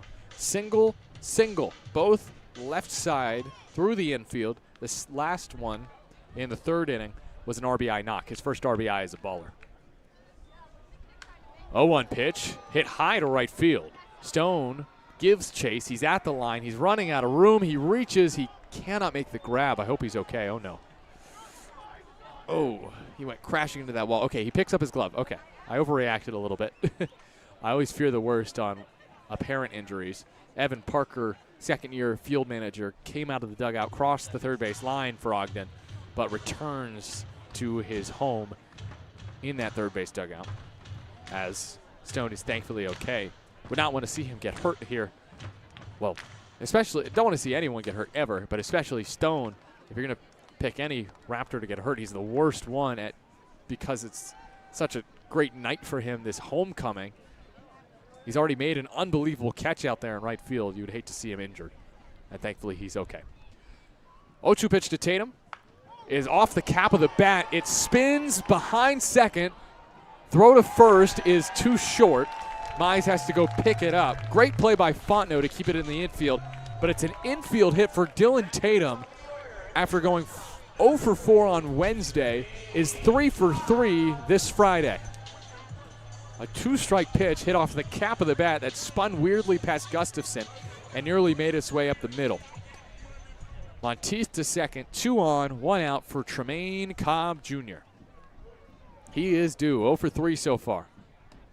He takes low, 1-0. And he is the lone baller who is ecstatic not to see Santa Cruz in the game anymore. He was 0 for 3 with 2 strikeouts against the lefty, now faces a righty. Cobb has done better against righties as he makes a move towards second. I think Ballers fans want a balk, but it's not called. Monteith at second, Tatum at first. After Tatum's 3rd hit of the game. 6-1 Ballers, bottom of the 5th. Cobb watches all the way, just low apparently. It's 2-0. It looked like a strike at the bottom of the zone, but according to TrackMan, it was low. And a good job by Sargent. He's gotten much better at resisting wanting to challenge. Ogden has not failed a challenge today. They've also not challenged today. 2-0. Cobb takes a strike outside corner. The start to his career, Tremaine Cobb, as a pro has been unbelievable. Cobb with 9 hits in his first 16 at-bats, 3 doubles, 1 RBI, 5 runs scored in a knockout round win. 2-1. Cobb watches ball 3 way outside. Hitters count. That was a slider, it seemed, from Gustafson that just kept fading further and further away from the righty Cobb. In a 6-1 game, Cobb has a chance to double his RBI total maybe with a base hit. He only has 1. A chance to break the game open with 1 swing. And he takes, it's called ball 4. It's challenged by Sargent, and there we go. You know what? Chris Sargent has challenged correctly, and that means Cobb will have to strap back up and step back in. Ogden is 1 for 1 today. You know what? I ragged on those Ogden catchers, and here they are, game 4. They've got this challenge system all figured out. Sargent did not challenge the previous pitch. That was a ball, correctly called a ball. This one, incorrectly called a ball. It is now a strike. It's 3-2 on Cobb. 2 on, 1 out for the Ballers, up 6-1. Pitch is bounced foul of third. It remains 3-2.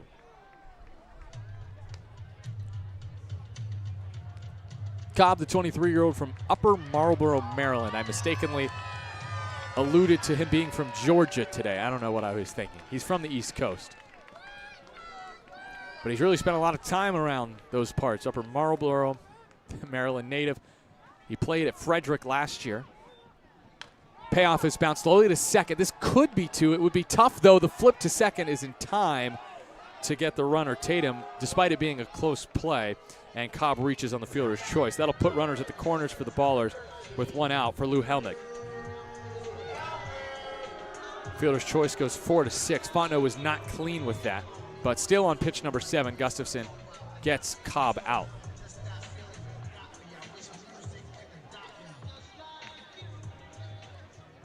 So runners at the corners with 2 down. Helmig the batter. Home run single his last 2 times up. He gets frozen by a good breaking ball on the outer edge, 0-1. Helmig, the pride of Paderborn, Germany. 22 years old, 6'5" left-handed hitter. He takes low and outside, 1-1. If you're wondering, yes, his English is perfect. He has played in the United States since at least 2022 when he played in the Phillies organization. And you can, as he takes low for a strike, 1-2, he challenges it. And that one looked like a strike.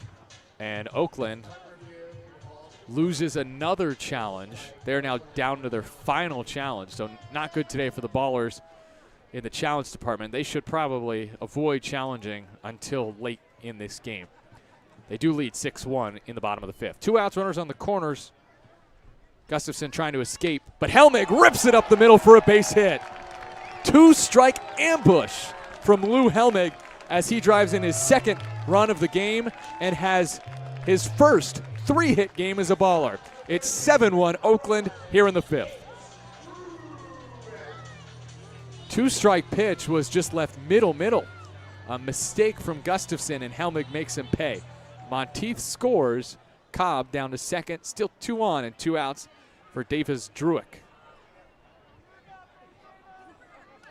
First pitch to him is low. 1-0 on Druick.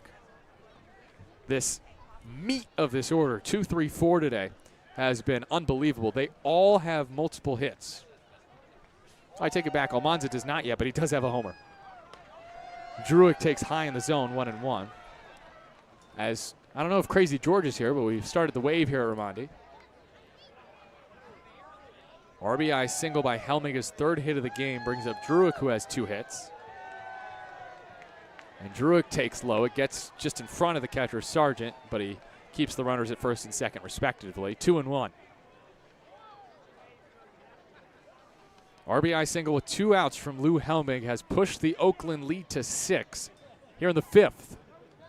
2 outs, Cobb and Helmig the base runners for Druick, who homered to the opposite field back in the 1st inning. The 2-1 pitch from Gustafson. Inside part of the plate, got the inner edge, 2-2. Druick turned away from it, but it was a strike. Nicely placed on the black by Gustafson, trying to get out of this inning without any more damage. Deuce is wild, and the pitch is shot foul off to the left. As we know, the lefty, Druick, not afraid to go oppo. Druick with the British Columbia Bombers, which Aaron Miles coached in the California Winter League, had 11 hits, 7 runs, and 2 homers in just 31 at-bats, drove in 14. 2-2 is ripped off the glove of the second baseman, Fontenot, and into right field. It's an RBI single from Druick. Going to third is the next runner as Druick slides into second as the throw goes away from the third baseman. So Cobb gets to third. Helmig gets to third. Cobb scores. It's an RBI knock for Davis Druick, who has a 3-hit, 2 RBI game. Have a day, Davis. And that is the end of the day from Gustafson. RBI knock from Davis Druick. Another 2-out RBI for the Oakland Ballers here in the bottom of the 5th. They take an 8-1 lead. As Evan Parker will talk to his pitcher. He has not pointed to the bullpen yet, but you would think he would. 8-1 Ballers. 2 outs, second and third. Bottom of the 5th inning. They have been red hot, scoring 7 runs in the last 3 innings to jump out to a 7-run lead. And Gustafson will stay in this game. The error on Stone allows the runner Druick to get to second on the play, by the way. So Cobb scores, Helmig down to third, and Druick with the RBI single into right field advances to second on the error by the right fielder Stone. Almanza takes a first pitch ball low, 1-0. So even though the Ballers have scored this inning and posted a crooked number, they're hungry for more with 2 in scoring position for Almanza, who is hoping to be the 1-0 pitch. He takes a strike. 1-1. Almanza is hoping to be the 3rd baller in this game to have multiple hits and multiple RBI. Almanza cuts and misses at an outside pitch, 1-2. Helmig and Druick both with multiple hits and multiple RBI in the game. Tatum with multiple hits but only 1 RBI. And Almanza only has 1 hit but does have 3 RBI today. Sac fly last time. And Almanza just gets a piece. Still 1-2. 8-1 Ballers, home 5th, 2 outs, 2 in scoring position, Helmig and Druick. Almanza walk, 2-run homer to left field, sac fly. A very productive day. Gustafson trying to give him his first unproductive plate appearance. Another 1-2. Almanza fights it off once again. He looked uncomfortable his first 2 games, but now he has settled in as a pro with 2-run homers on back-to-back days, also back-to-back 3 RBI games. He drove in 3 in last night's game. RBI single in the 6th yesterday. One more 1-2. Almanza pokes it, left field, pretty deep. Does this have a chance? No, but it's off the wall. Almanza sliding into second wildly, but with a 5 RBI game. It's a 2-out, opposite field, 2-run, 2-bagger from Christian Almanza, the Stockton native. And the Ballers have hung a 10 spot on Ogden. It's 10-1 with a 4-run 5th inning, and that is the end of the day for Gustafson. Evan Parker will remove his reliever and turn to a new arm here in the 5th. Already 4 across for Oakland. Will you tell you who the new arm is when you return? A 9-run Ballers lead, 10-1 over Ogden, as we continue with the 5th inning when you come back on 860 AM The Answer.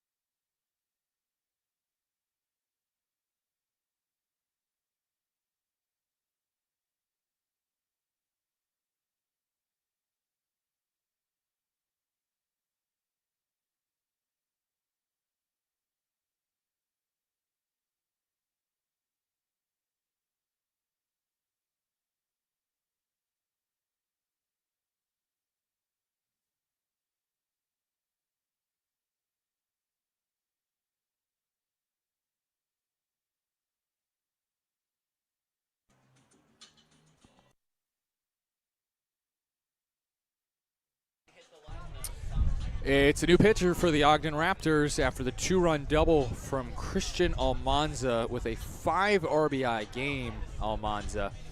And he is the one to knock out the reliever, Gustafson, who could not quite complete 2 innings. So Gustafson out. The new pitcher is Brett Irwin with a 10-1 Ballers lead. And runner at second. 2 outs here in the home 5th. Harris about to come to the plate. He's 1 for 3. And he is the 8th hitter of the inning for the Oakland Ballers. Tell you about Irwin if we have time. He's a right-handed pitcher and pitched a scoreless inning Tuesday. His first to Harris is rifled straight back above the netting and over the press box. 0-1. 4 spots today. That has been the name of the game for Oakland. 4 in the 3rd, 4 in the 5th to take a 10-1 lead. And now right up the middle goes Harris with maybe an RBI single. Almanza gets the wave. Stancato boots it in center, but it won't matter as Almanza would have scored anyway. It's an RBI single for Danny Harris as he gets in on the fun with his 3rd RBI as a Baller. Harris just drove one right up the box to plate Almanza, and that makes it a 5-run inning for the Ballers here in the 5th. It's 11-1. And O'Hara is next, and he is incredibly deserving of a hit, but is 0 for 3. He takes a strike. 0-1.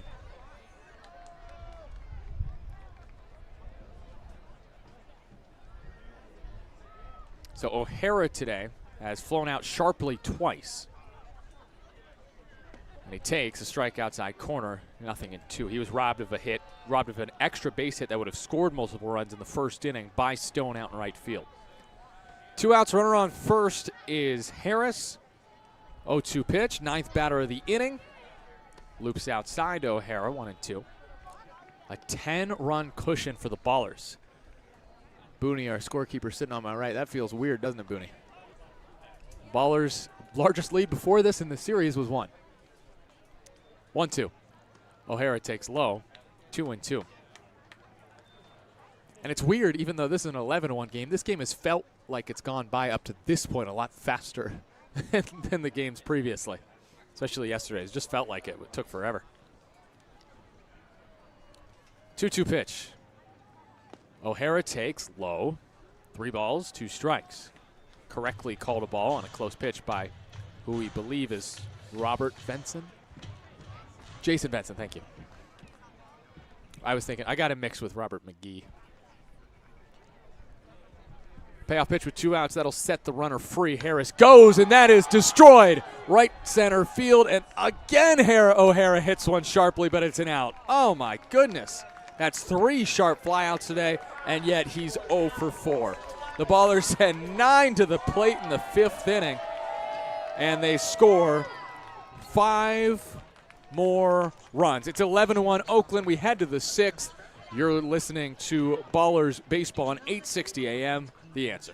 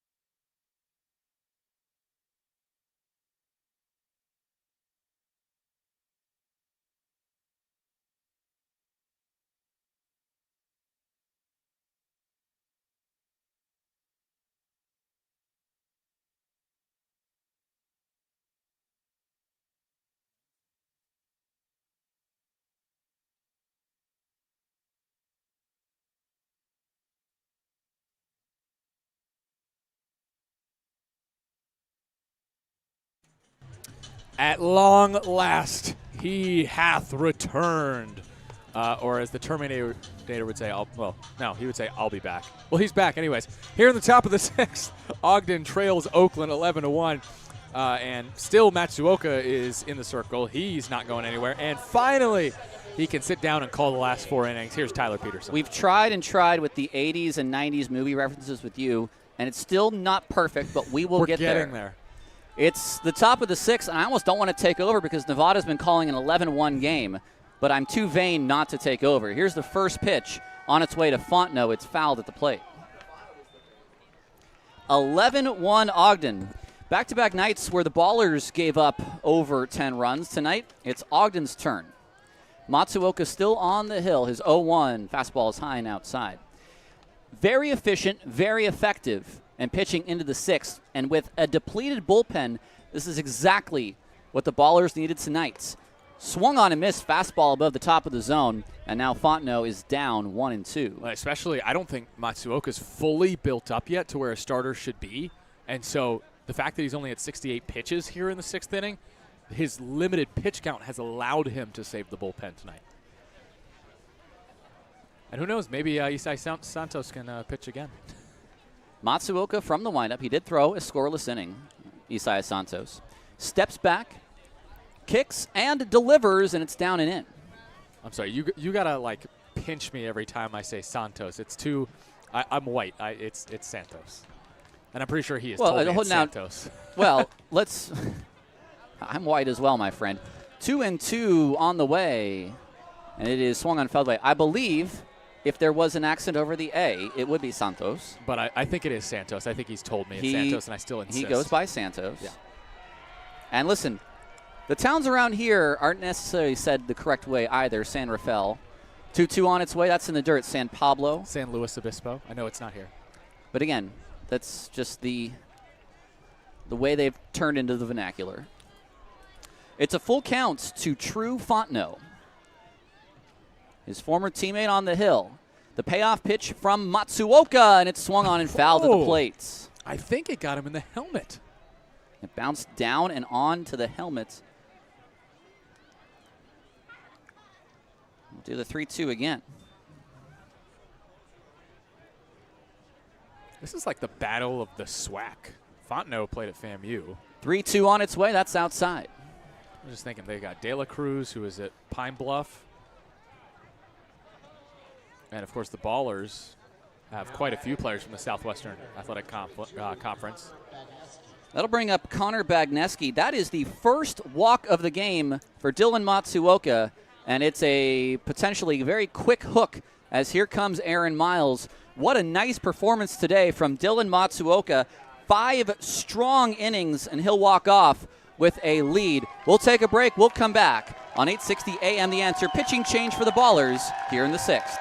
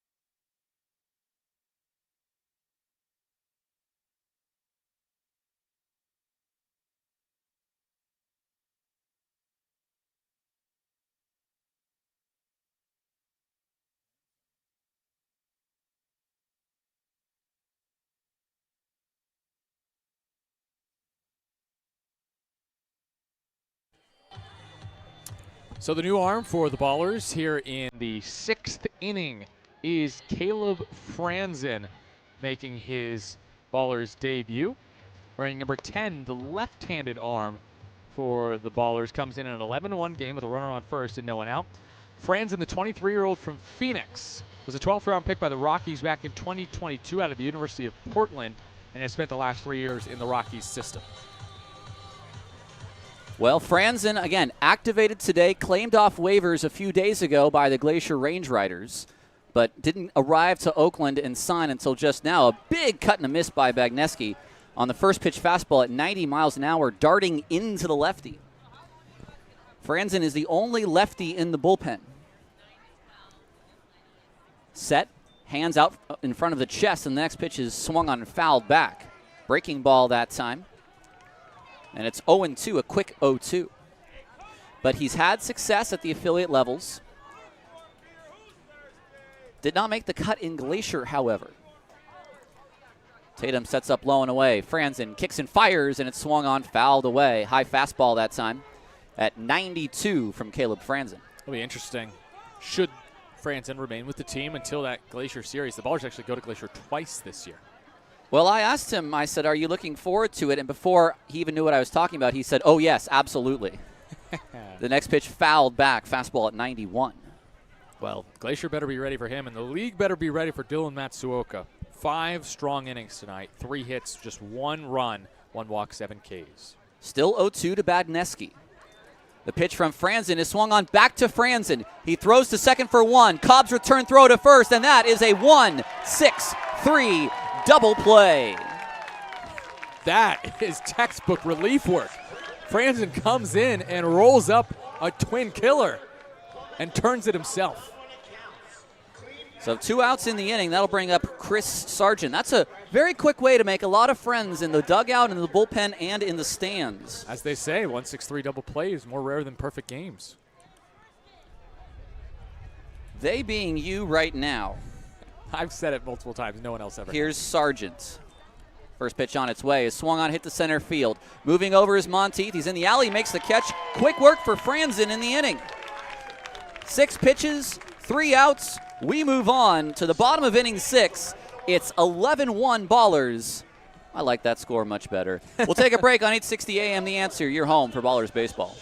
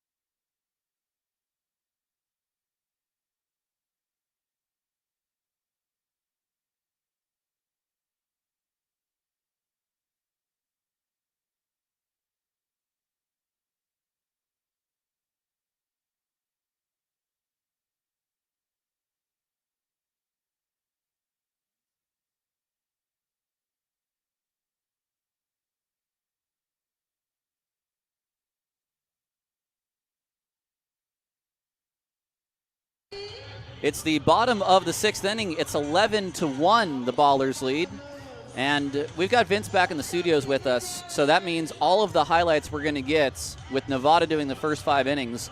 You're going to hear a lot of Nevada Cullen tonight when Vince gets those going, as he always does. A special treat when he is in the studios. Isai Santos lead off the 6th. He also led off the 5th.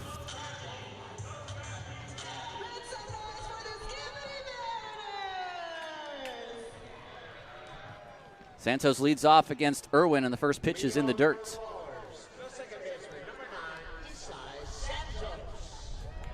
Ballers twice today have batted around. Once in the 3rd when they scored 4 times, and once in the 5th when they scored 5 times.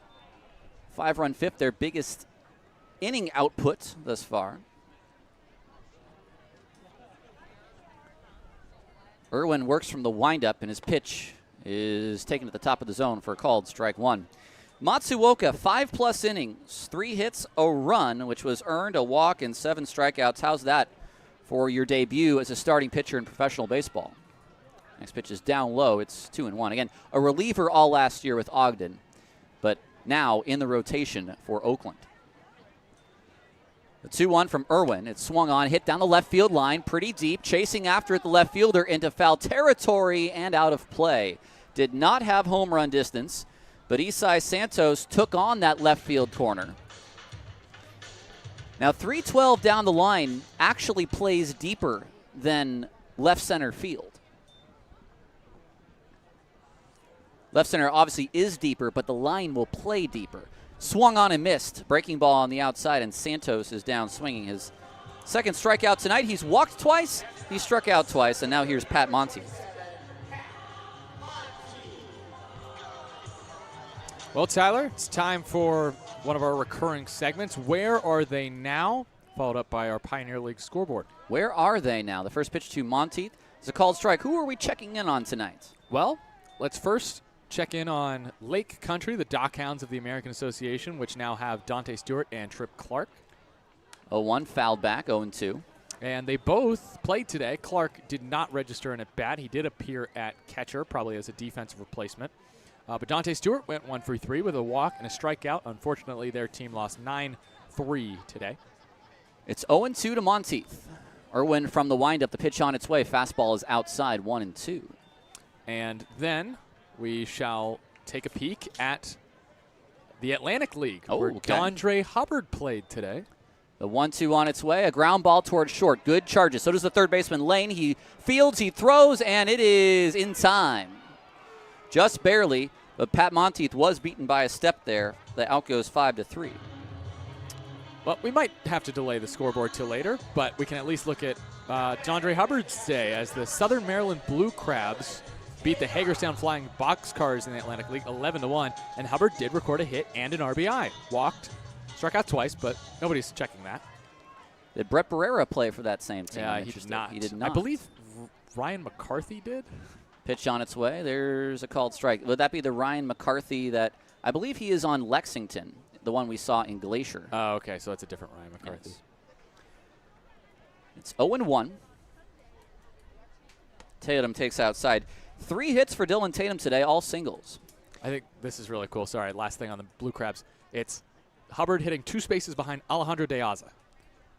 1-1. Breaking ball, a touch off the plates. 2-1. Well, that's what the Atlantic League is known for. It's known for these guys who were either former MLBers or guys still trying to get back in.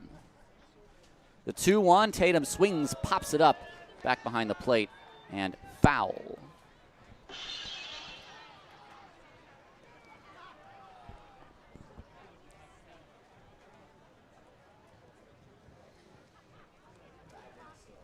Tatum, RBI single back in the 3rd, part of his 3-single day. 2-2, Tatum swings, fouls it back, was on that fastball. 11-1, Oakland leading here in the bottom of the 6th. Irwin pitched in the previous inning and got the final out of the 5th. Pitch to Tatum, a ground ball towards short, good. Picks this up cleanly. His throw across the diamond and is just in time, beats Tatum by a half step, and he thinks he was safe. It was close. It's a 1-2-3 inning for Irwin, and after 6, it's still 11-1 Oakland on 860 AM. The Answer.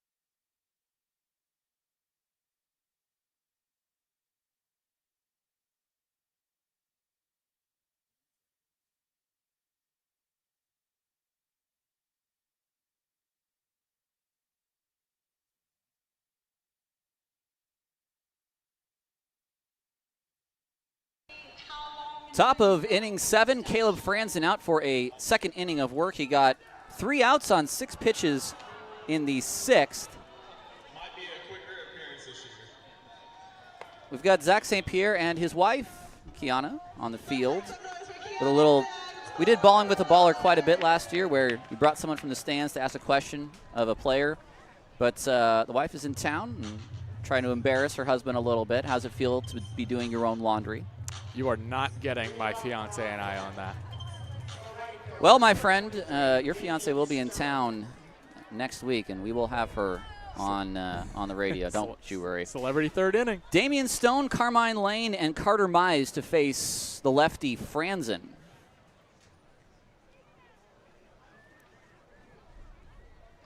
First pitch on its way is a breaking ball just a bit inside. It's time for our favorite segment. How many runs have the Rocky Mountain Five scored? Oh, no. Any guesses, Tyler? Well, we've been watching the Vibes and Owls go at it this week. Half swing by Damian Stone. He goes around 1-1. The first 2 nights, big blowouts by the Vibes. I think they scored 15 and 20. Yesterday they scored 10 to beat the Owls 10-9 in a walk-off. That game was actually close. The 1-1 on its way, a late swing and a foul ball. So we're going to say the Vibes have scored 18 tonight. So close. 20 again. Ugh. It's 20-0 over Northern Colorado in the 8th. 21. Thank you, Mark. I am so sorry. Sorry, Owls fans. The 1-2 on its way. It's in the dirt. Attendance tonight, 1,734. Stone stands back in. He is 1 for 2 tonight with a single. Franzen set on 2-2. Kicking the pitch. It swung on and missed. Tied in. A fastball underneath the arms, and Stone swings wildly and misses. It's the first strikeout for Franzen as a baller. Oof, Franzen tied Stone up like it was 50 Shades of Gray. Whoa, And, let's move on from that one. What's the next scoreboard update? It's 13-9 a score. Billings over Missoula. Next pitch, a ground ball toward Almanza on the backhand. He picks it up. He'll take it to the bag himself. It's 2 away here in the 7th. The Mustangs leading 13-9 in the bottom of the 8th. What else we got, Nevada? Idaho Falls up 9-6 on Boise, top of the 7th. Glacier beating Great Falls 11-2, bottom of the 7th. And Yuba Sutter beating Grand Junction, who the Ballers will play next, the Jackalopes, 2-0. The Jackalopes, I don't believe, have picked up a game in that series, or did they last night? No, it was a knockout round win for YOLO. Jeez, Yuba. 2 outs. The first pitch on its way to Carter Mize is down low. Mize, a quieter night tonight. 0-4-2 tonight, a ground out and a pop out. An RBI ground out in the 2nd inning. We are approaching a magic 8th inning, folks. If Ogden does not score 3 in this inning, we will have a magic 8th inning.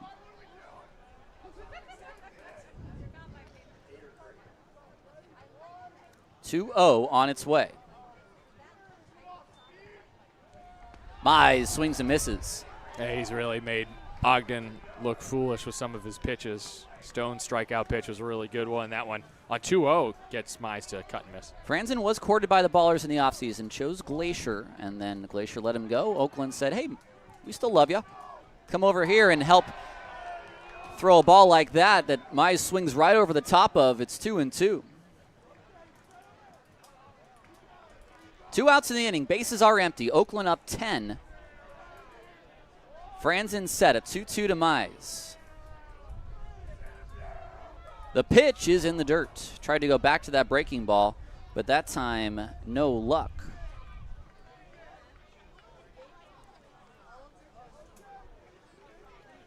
And for our Magic 8th inning, for the folks who are listening on our YouTube, hello, you will be able to participate in our Magic 8th inning.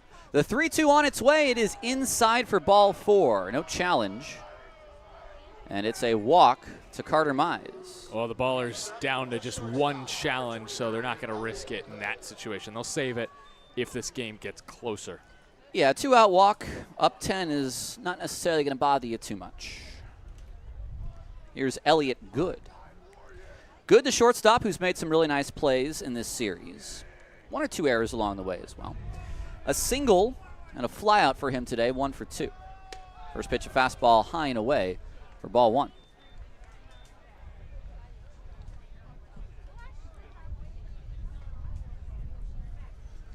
Well, so far you can say Franzen the hardest throwing lefty on the Ballers staff with the 92 he showed today. Next pitch is fouled out of play. That was a challenge, maybe a cutter that time on the outside at 88. For a second, I thought you were being tongue-in-cheek. It's like, isn't he the only left? And then the only lefty in the bullpen. Only lefty in the bullpen. True. Yes. Not the only lefty on the staff. The 1-1 on its way. That's in the dirt. 11-1 Oakland here in the top of the 7th.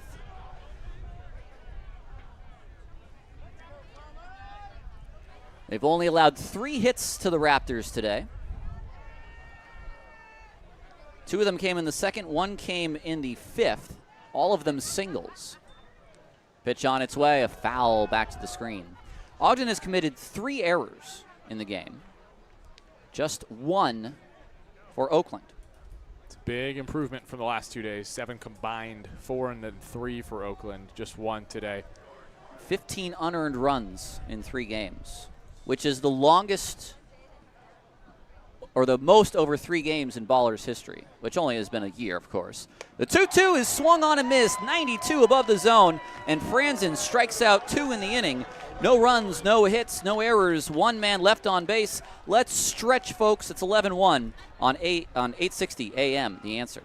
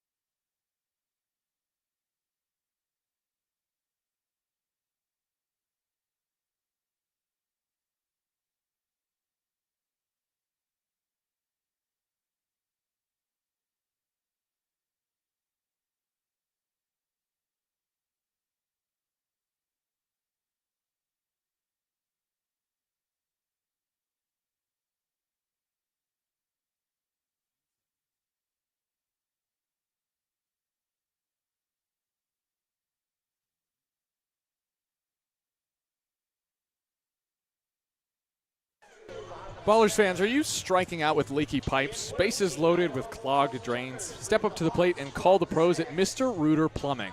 We're the home team when it comes to reliable service. Family owned, locally trusted, and proudly serving the greater Oakland area, San Francisco, and the peninsula. With honest, dependable service, Mr. Rooter Plumbing is always ready in the bullpen.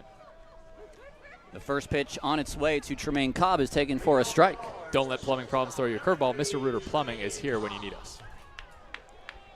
There's nothing I hate more than water issues in the house. The next pitch is high 2-0. I agree. I currently am living with a very lovely woman. Maggie is the lady who has put me up this year. but Next pitch is fouled away. we're dealing with cold water right now. We don't have hot water in one of the showers. Do you have electricity in this house? Yes. Okay. So Just making sure you're I not can't living complain. in a shack in Tilden or something. The 2-1 on its way. Cobb takes a strike at the knees. And of course, I can use the downstairs shower. I just don't want to be an inconvenience. I mean, I've repaired some broken pipes before. I can, if you need a sump pump put in, I'm your man. Are you Luigi The 2-2 on its way. That's down low. or Mario?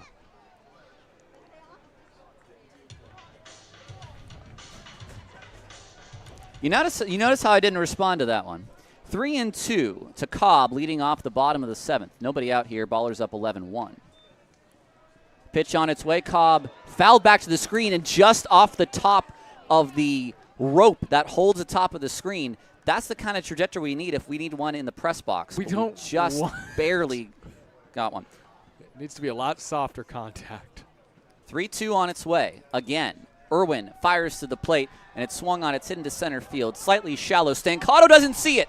Who sees it? It's the second baseman who will make the catch over the shoulder. Wow. Fontenot just able to save his center fielder there, and it's a P4 in the books. I mean, you know, again, the Oakland sky can be pretty tricky, and the fact that Stancato lost it, but Fontenot was able to track it down in short center, really nice grab out there by the Ogden second baseman. We have a pinch hitter. It's Marcus Titiali'i who will pinch hit for Lou Helmig here.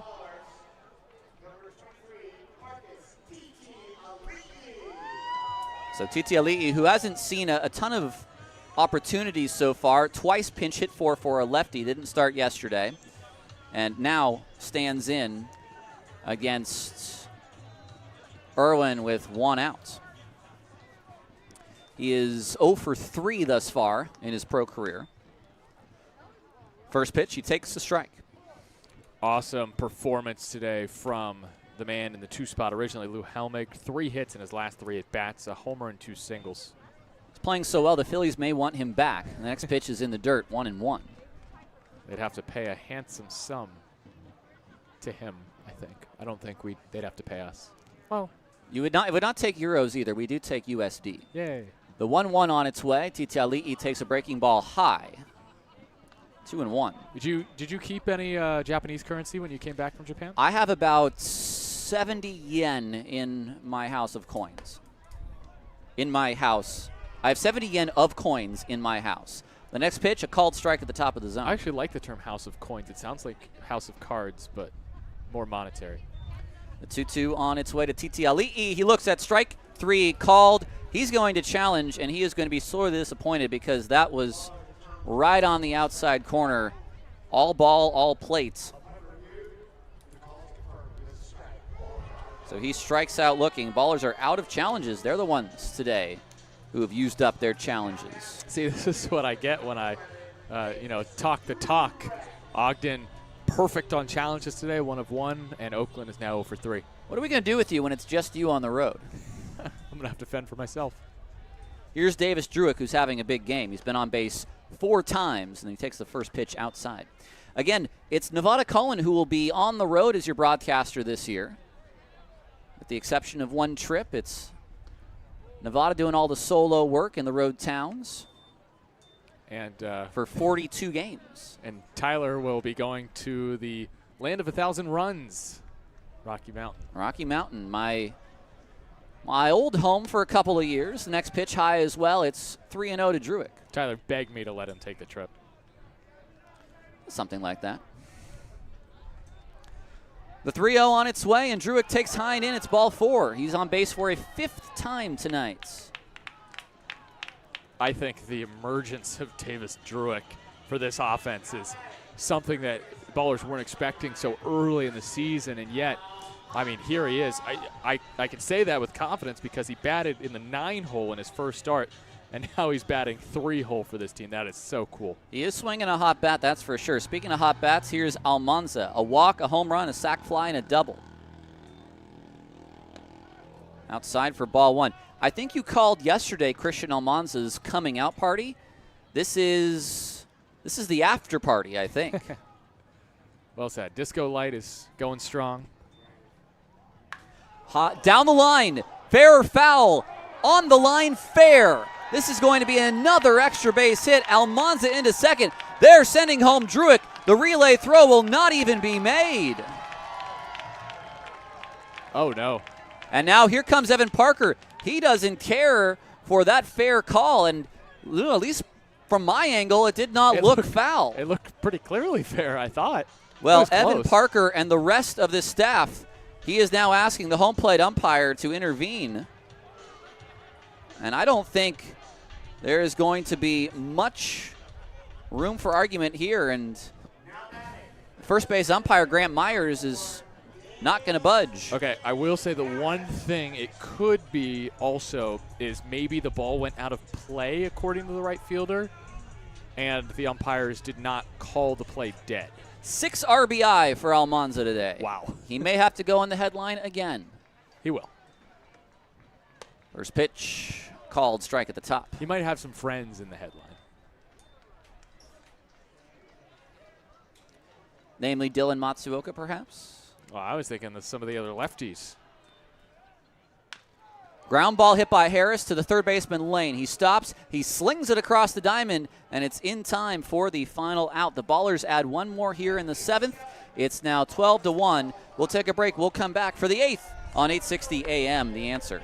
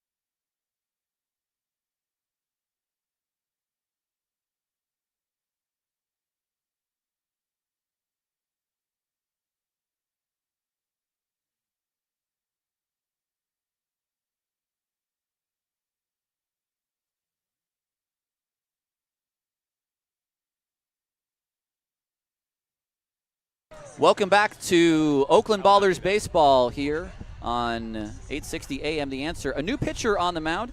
It's Alec Rodriguez, his second game as a Baller. A very clean inning for him in his first. He went 1-2-3 and struck out a batter on Wednesday's game. TT Ali'i stays in the game in left field. That pushes O'Hara to right. The new pitcher he replaces Caleb Franzen, who had a great debut. 2 hitless innings for Franzen. He did not allow a run. He walked 1 and struck out 2. All things considered, that's almost as good as you can get from Franzen. Yeah, I think the Ballers are glad that Glacier cut him. It's now time for the magic 8th inning. We've toyed around with it for a couple of days, and now it is a positive magic 8th inning because the Ballers are up by 11. To initiate you, listen, sometimes in life there are tough questions. You try to turn to someone, an oracle, someone of that nature, to try to answer your burning questions. We turn to a magic 8th ball when the game is 8 runs or greater in the 8th. So get them off your chest now if you want to ask the 8 ball something. Nevada, what PG question do you have for the magic 8 ball? Well, I'm just going to stick to sports here. First off, Kyler Stancato in the box to lead off against Alec Rodriguez. And the first question on its way, or the first pitch on its way, is down low, a fastball at 91, 1-0. I think we've learned I can't be trusted with movies. And so I will ask, will the Baltimore Orioles, my favorite team, turn it around this year? Next pitch to Stancato is high and away. Sorry, my second favorite team behind the Oakland Ballers. Okay, so I'm going to, here's the 8 ball. I'm going to give it a little shake. Will the Orioles turn it around? It is certain, Yay. My young friend. This is a ball hit off the hands down the line, but foul by Stancato, now 2-1. I will not get greedy and ask if we will make the playoffs. I'll take a decent season at this point, even if it means missing the playoffs. Xavier Garcia in the chat. Will we win the championship this year? I don't know who we is, but I can answer the question for you. We'll shake it. My sources say no. So obviously you aren't talking about the Oakland Ballers. Smooth. So Stancato broke his bat. He now just finally is able to come back to the batter's box. It's 2-1. Rodriguez broke his bat on a 92-mile-an-hour fastball. From the stretch, he kicks and fires, and it's off his hand. Rodriguez says, hey, is that not a foul ball off his knob? And no, it's a hit by pitch. So Stancato heads down to first. It's 12-1.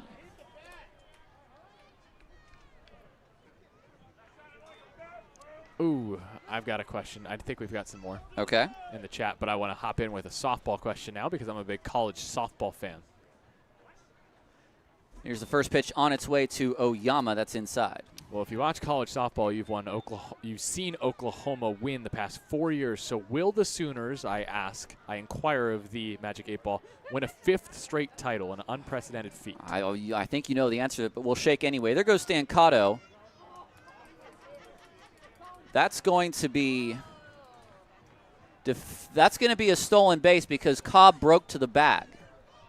If Cobb doesn't break to the bag, it would have been defensive indifference. So it's a stolen base. 2-0 to Oyama. That's down and in, 3-0. Oklahoma, we're going to shake. We're going to shake on Oklahoma without a doubt. Dang it. Again? I mean, it's cool. They are unstoppable. Patty my Gasso's friend. a legend. 12-1 here in the top of the 8th. This is the Magic 8th inning. If you have a question for the Magic 8 Ball, our folks in our YouTube chat can chime in. The 3-0, Oyama takes a strike right down the middle. Will the Ballers be 600, above 600 this year? Comes from our YouTube chat. From a user with the name MultiBaseball1010. Pitch on its way. It's swung on a miss. So before I ask the question, Nevada, what was the winning percentage last year for the Ballers at 58 and 38? We're going to look that up first. It's a 3-2 to Kenny Oyama. 604. Okay, so just above 600. The 3-2 to center field. Shallow. Monteith is there. He's underneath it, and he makes the catch for the first out. So we'll shake on it. 600. You may rely on it. Ooh. They're trying to get to 500 tonight with a win over the Ogden Raptors. Here's True Fontenot.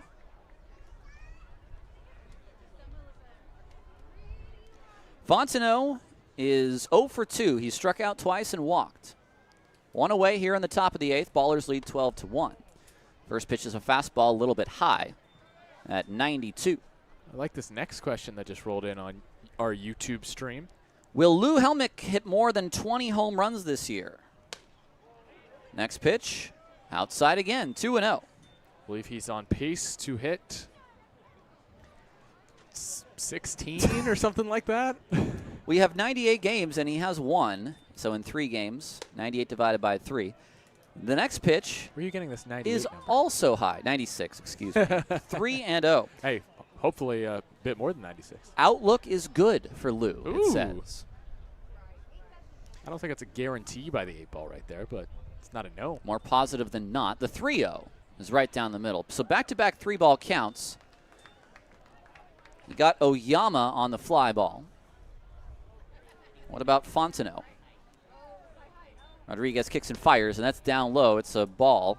It's now 4-1, which means Fontenot walks down to first base. So 2 base runners that Rodriguez has given up for free, a hit by pitch and a walk. And that'll bring up Connor Bagneski. Seeing a lot of comments in this Magic 8 Ball inning about the Ballers, the Ballers. Expand your mind. I will open the box. We also want to know those answers.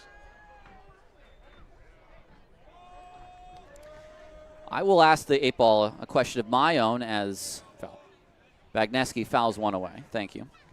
So 1-1 to Bagneski. 12-1, Oakland leading in the top of the 8th. 1 away. 2 men on for Ogden. Rodriguez fires to the plate. It's swung on and missed. Tied up Bagneski that time on the breaking ball at 85.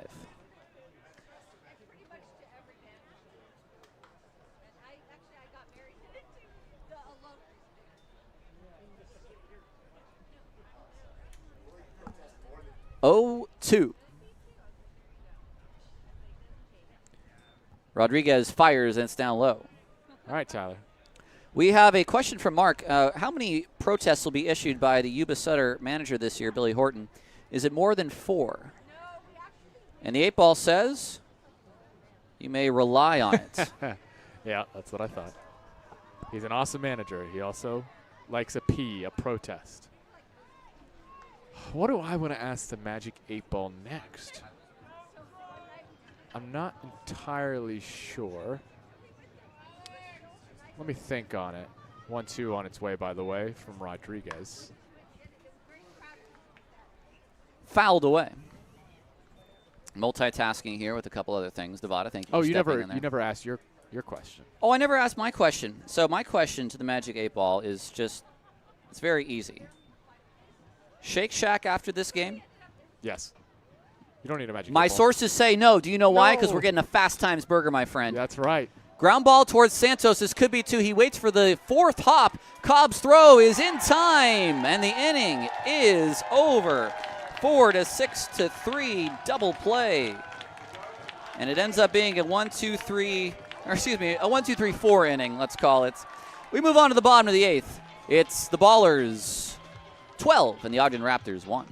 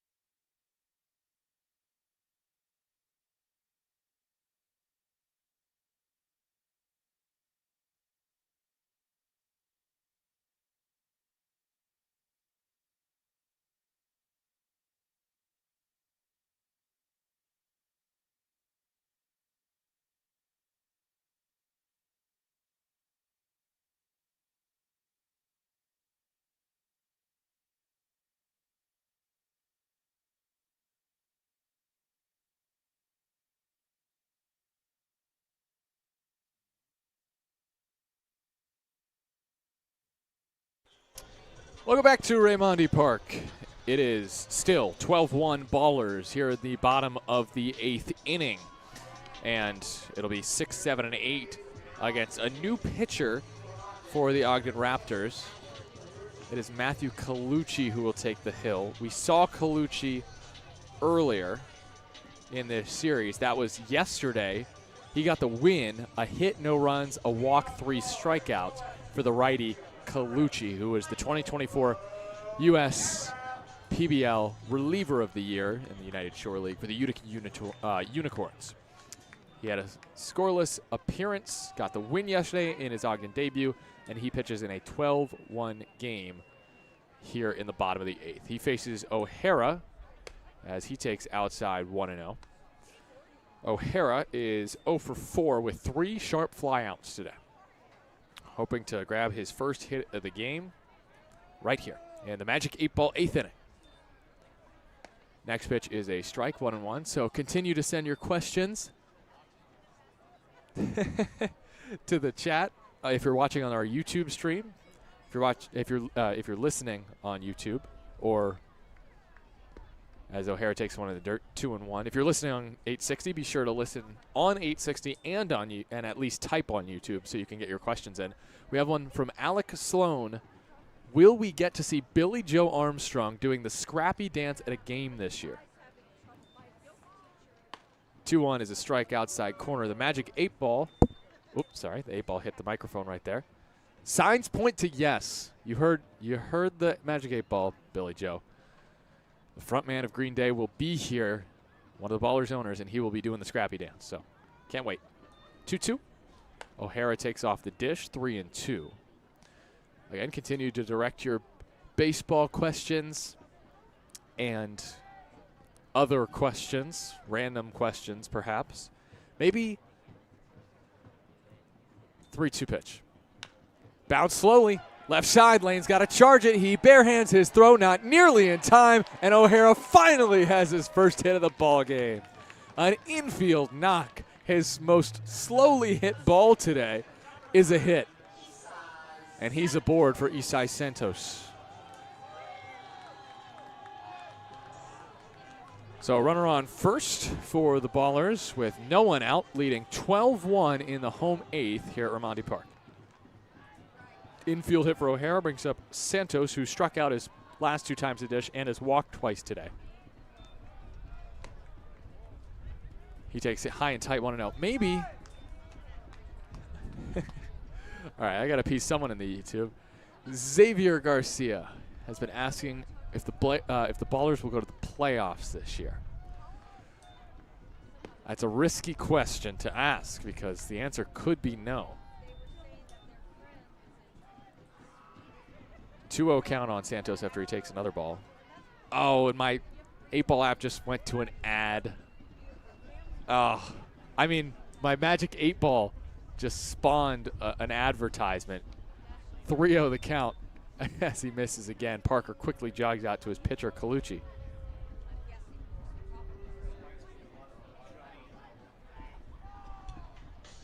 Oh, the Magic 8-ball says ask again later. So, unfortunately, Xavier, next 8-ball inning, you will have to ask again, and maybe then the 8-ball will have a better answer about the Ballers' playoff hopes.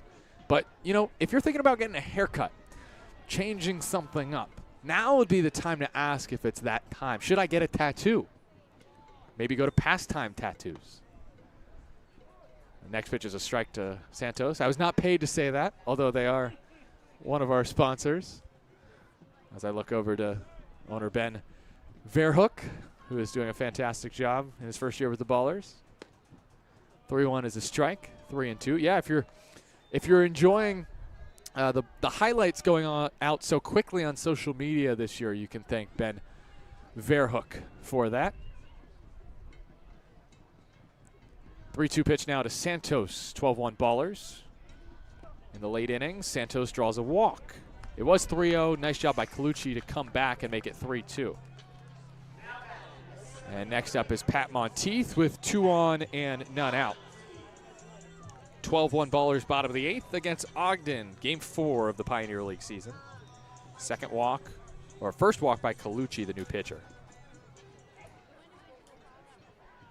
2 on for Monteith, who is the lone Baller starter without a hit today after O'Hara got an infield single this inning. First pitch swinging, fouls it off to the right side.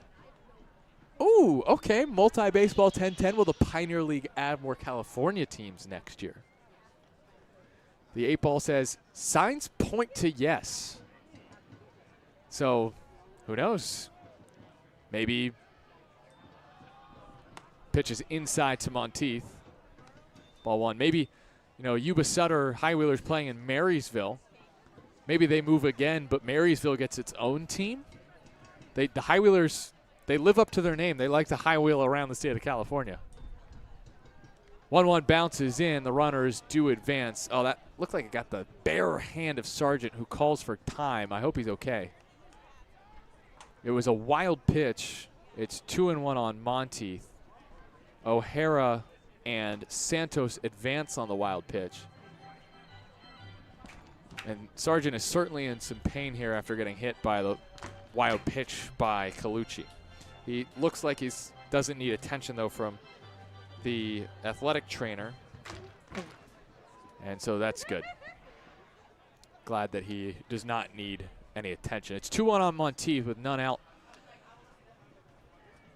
Bottom of the 8th inning, the magic 8-ball 8th inning. 2-1 on Monteith. Again, hitless stays. Reached twice on a hit by pitch and a walk. And he watches strike 2 that looked off the plate, but the Ballers are out of challenges. Multi-baseball, I did ask the 8-ball. That's what it said. It said signs point to yes. 2-2 is outside. That looked like it was challenged by Sargent. He said, shrugged his shoulders, he might as well. This one will stand. It's a ball.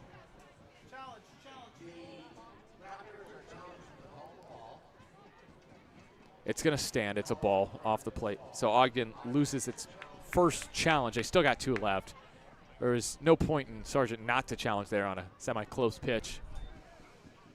Payoff pitch coming with 2 in scoring position. Monteith does not have an RBI yet as a baller. And he still won't because he just drew ball 4 to load him up.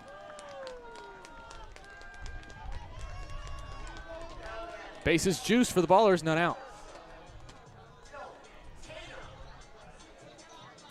So O'Hara singled, infield single to start the inning. Santos drew a walk. Monteith walked. So back-to-back walks to bring up Dylan Tatum, who is having himself a career night. It's just his second game as a baller, and he has 3 hits. He flies the first one he sees into medium deep right field. Stone comes in on it, makes the catch. Faking the tag from third is the runner O'Hara. In an 11-run game, there's no reason to run the risk there. And it's a 1-pitch out for Colucci. Still bases loaded. This is the 8-ball 8th inning because the ballers are leading by more than 8 runs. Now with 1 out in this 8th inning, Tremaine Cobb comes up.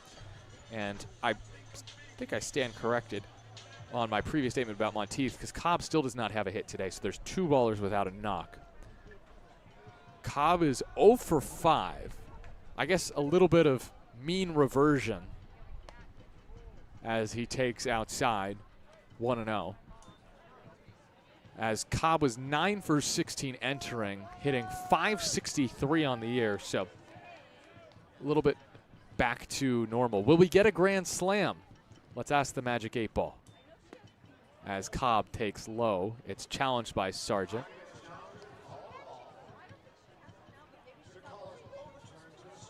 It's overturned to a strike. Multi-Baseball asks if we will get a grand slam, and Magic 8-ball says my reply is no. So there can't possibly be a grand slam here. Can there? 1-1 pitch with the bases loaded. Cut and miss. Cobb went for the grand slam, came up empty. 12-1 ballers lead Ogden, bottom of the 8th inning, 1 out. Sorry, Tyler had to walk away again, but he will be back for the post-game show.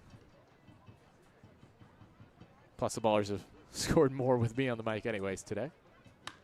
Cobb slices one foul at first. I'll take just 1% of the credit, I guess, even though I deserve 0% of the credit. The ballers today, 12 runs on 15 hits, 1 error. 1 run on 3 hits, 3 errors for Ogden here in the bottom of the 8th. Bases loaded. 1-2 pitch coming to Cobb. He swings and fouls it off the mask of Sargent, who's just getting beat up back there behind the dish. Will there be any televised games this season? We see on the YouTube feed the answer to that is no. I don't need to ask the Magic 8-ball. We do stream on Flow Sports, though. It is behind a paywall, but they do a great job. Big shout out to our Verge Studios for their production quality. Xavier Garcia wants a $1 hot dog night. Breaking ball high and in on Cobb, 2-2. Magic 8-ball, will we have a $1 hot dog night? Cannot predict now. 8-ball's being very cryptic for a very simple question there. 2-2 is the count as the Let's Go Oakland chants break out for Cobb with the bases jammed. Pitch from Colucci. Swung on, tap to third. Play's going to go home. The throw is a good one. And the runners just replace the runners that preceded them as O'Hara is out. And then Santos goes to third, Monteith to second. Cobb reaches on the fielder's choice, 2 down.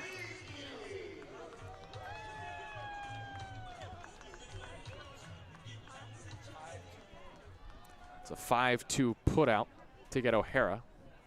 Next is Titi Ali'i, who pinch hit in the 7th. Cuts and misses wildly at a pitch near the dirt. So base is still loaded with 2 outs for the ballers in this 8-ball 8th inning, which is kind of taking a while. 0-1 on Titi Ali'i. He takes low. Glad we've had some time to ask some of your questions to the Magic 8-ball in this 8th inning. Ballers up by more than 8. It's 12-1 in the bottom of the 8th. 2 outs, bases loaded. Santos, Monteith, and Cobb. 1-1 to Titi Ali'i. A strike. 1-2.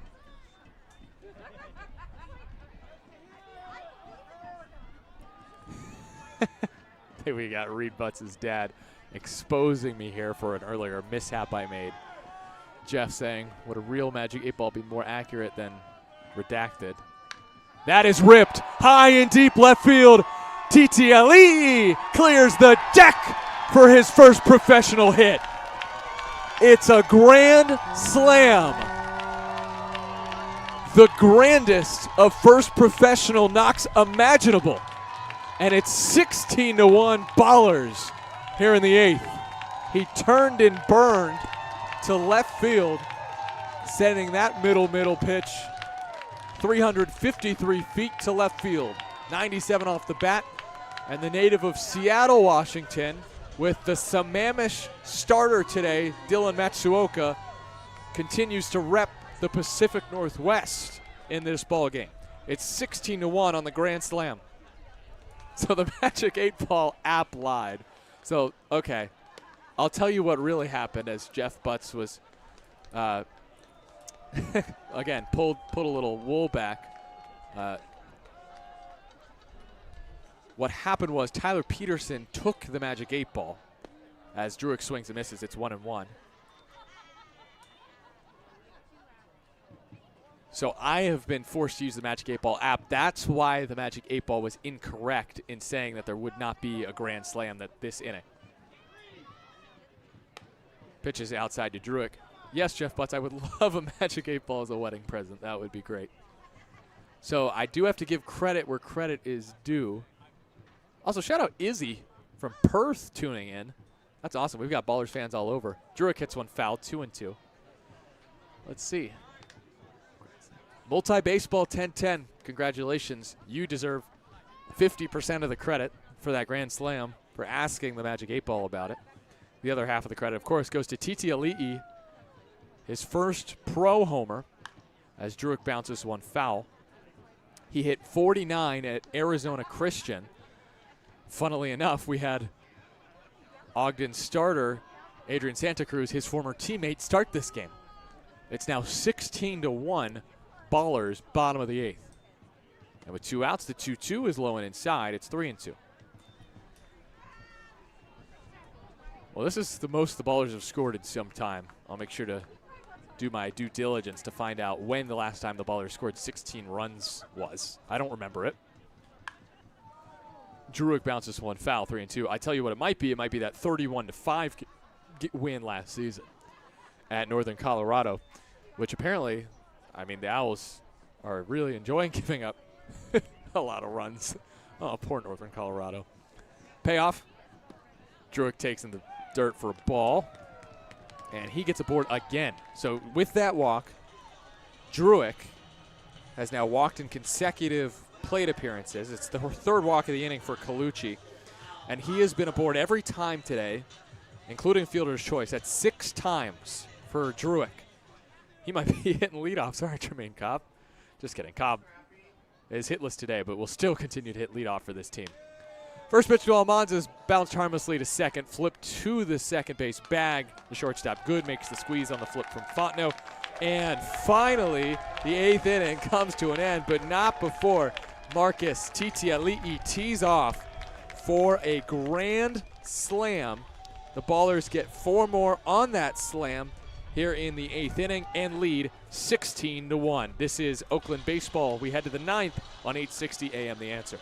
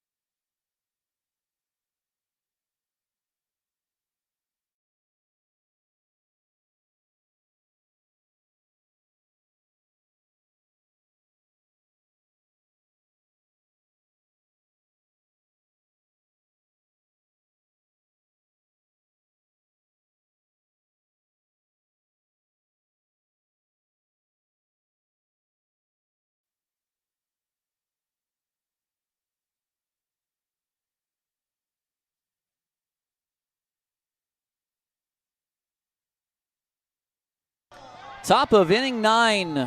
Nevada's had all the fun tonight. 16-1, the Ballers lead. Looking to even the series at 2 with 2 games remaining in the series. Join us tomorrow, a 4:35 start. Reed Butts will make his 2025 debut, or on Sunday at 1:05. Dylan Porter will make his first start. Zach St. Pierre out of the bullpen. He had such a short outing on Wednesday that he is available to pitch the 9th here. The first pitch on its way, swung on and missed by a pinch hitter for Chris Sargent. This is number 9, Denver Blinn.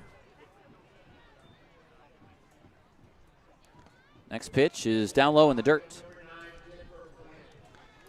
So Alec Rodriguez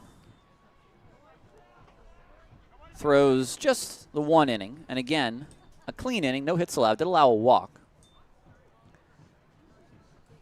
Next pitch, fastball called, strike 2.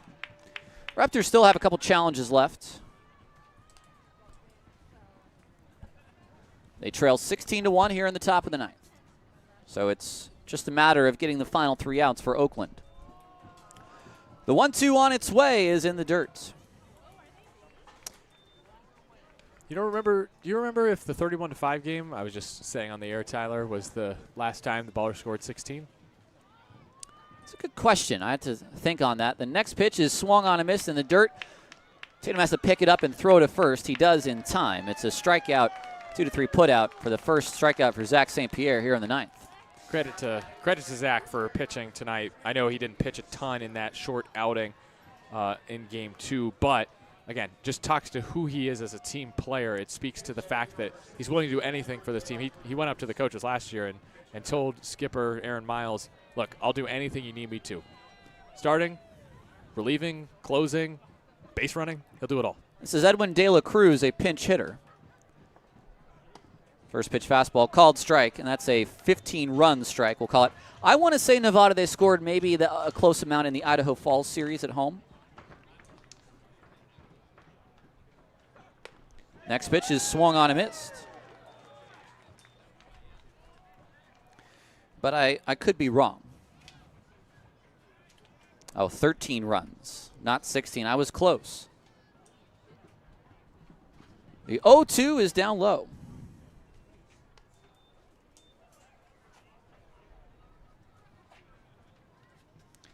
Yeah, they never got to that amount the rest of the year. The 1-2 on its way to De La Cruz, and that's down in the dirt. 1 out, bases are empty here in the 9th. We'll have a post-game interview on the field with a member of the Ballers team.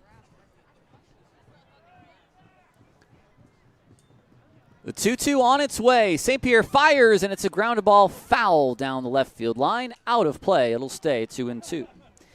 De La Cruz played in yesterday's ball game. He scored twice. Had a sacrifice bunt. He walked and otherwise took an 0 for 3. St. Pierre from the windup. Pitch on its way. It's swung on and missed. High fastball. Got De La Cruz swinging. And there's 2 gone. Back-to-back strikeouts for St. Pierre. Yeah, great to see St. Pierre doing something that we saw Carson Lambert feel like do a good bit. Maybe Christian Crosby. Christian Cosby for Cosby sure. is the one I'm actually thinking of, using a bullpen day in the game. Here's Carmine Lane. St. Pierre from the windup, and the first pitch is a little high. I don't think this is so much a bullpen day as it's, hey, the bullpen is short, and you only threw 2 innings in your outing, so, hey, I'm available. The 1-0 on its way. Swung on to right field. In is right fielder O'Hara. He'll catch it on a line. And the ball game is over. The Ballers win in a blowout for them tonight by the final score of 16-1. The Ballers score the most they've scored in franchise history since the 31-5 win on August 21st last year at NOCO. Big game for the Ballers. Bats, 4 homers. TT Ali'i gets a grand slam. Helmick, Druick, and Almanza all go yard. Almanza drives in 6. And how about Dylan Matsuoka with the start? 7 strikeouts and 5 innings to get the win. Everything correct today for Oakland. the pitching, the defense, and The fielding. The hitting. the hitting. That was the one of the trio that I neglected to mention. We're going to stand by. Angelina, our host tonight, is going to grab one of these players. We're going to figure out who it is. And whoever it is, there's just so many choices because it was a complete team performance. Again, It was. Alonso with the 6 RBI. Well, it looks like Probably it's the going to be best. Christian Almanza, All right. so we will send it down to the field. Angelina, take it away.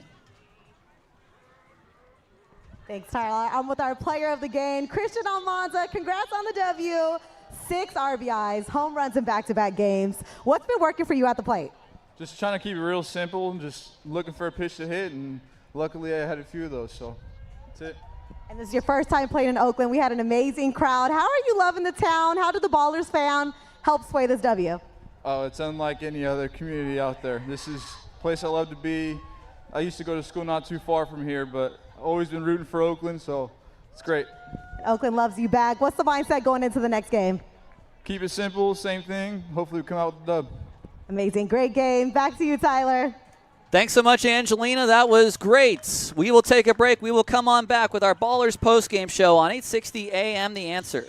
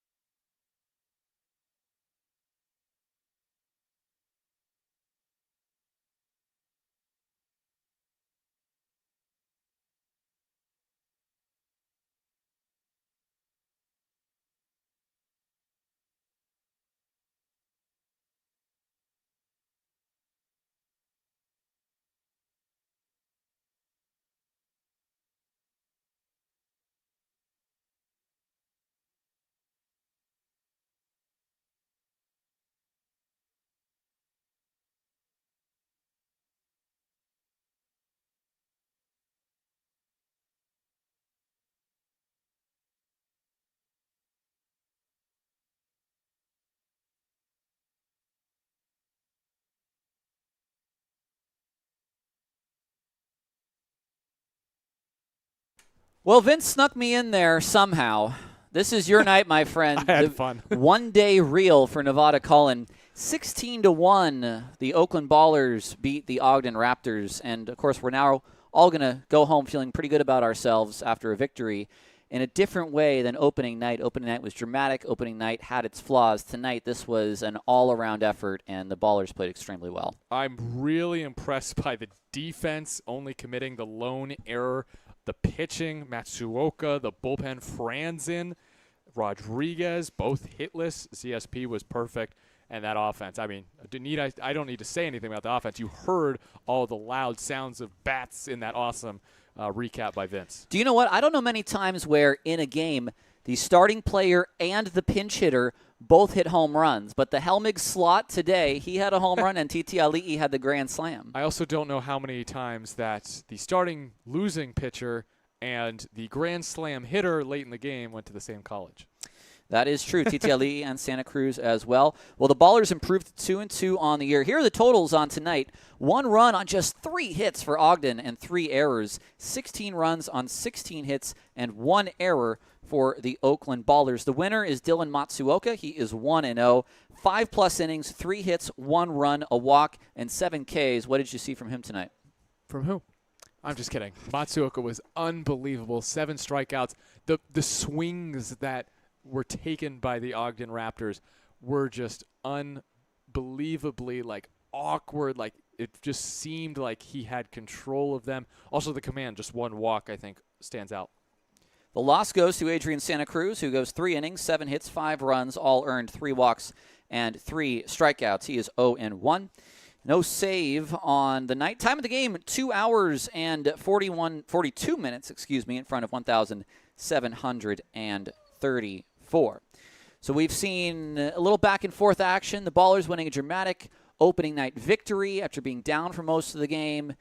You didn't feel great about that game. Then the 2 blowouts to Ogden. This is a game that sort of washes a lot of that away in a way that opening nights might have hid some of the deficiencies. Yep. Like I said yesterday, the Ballers needed to flush what happened in those previous 2 games.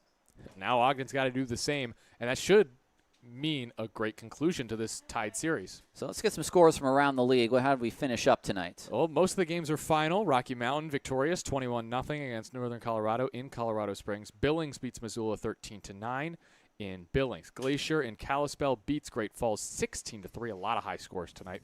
14-7 bottom of the 9th in Boise. Idaho Falls surely will win to improve to 4-0 on the year, and Yuba Sutter will improve to 4-0 as well as they lead Grand Junction in the top of the 8th, 9-0.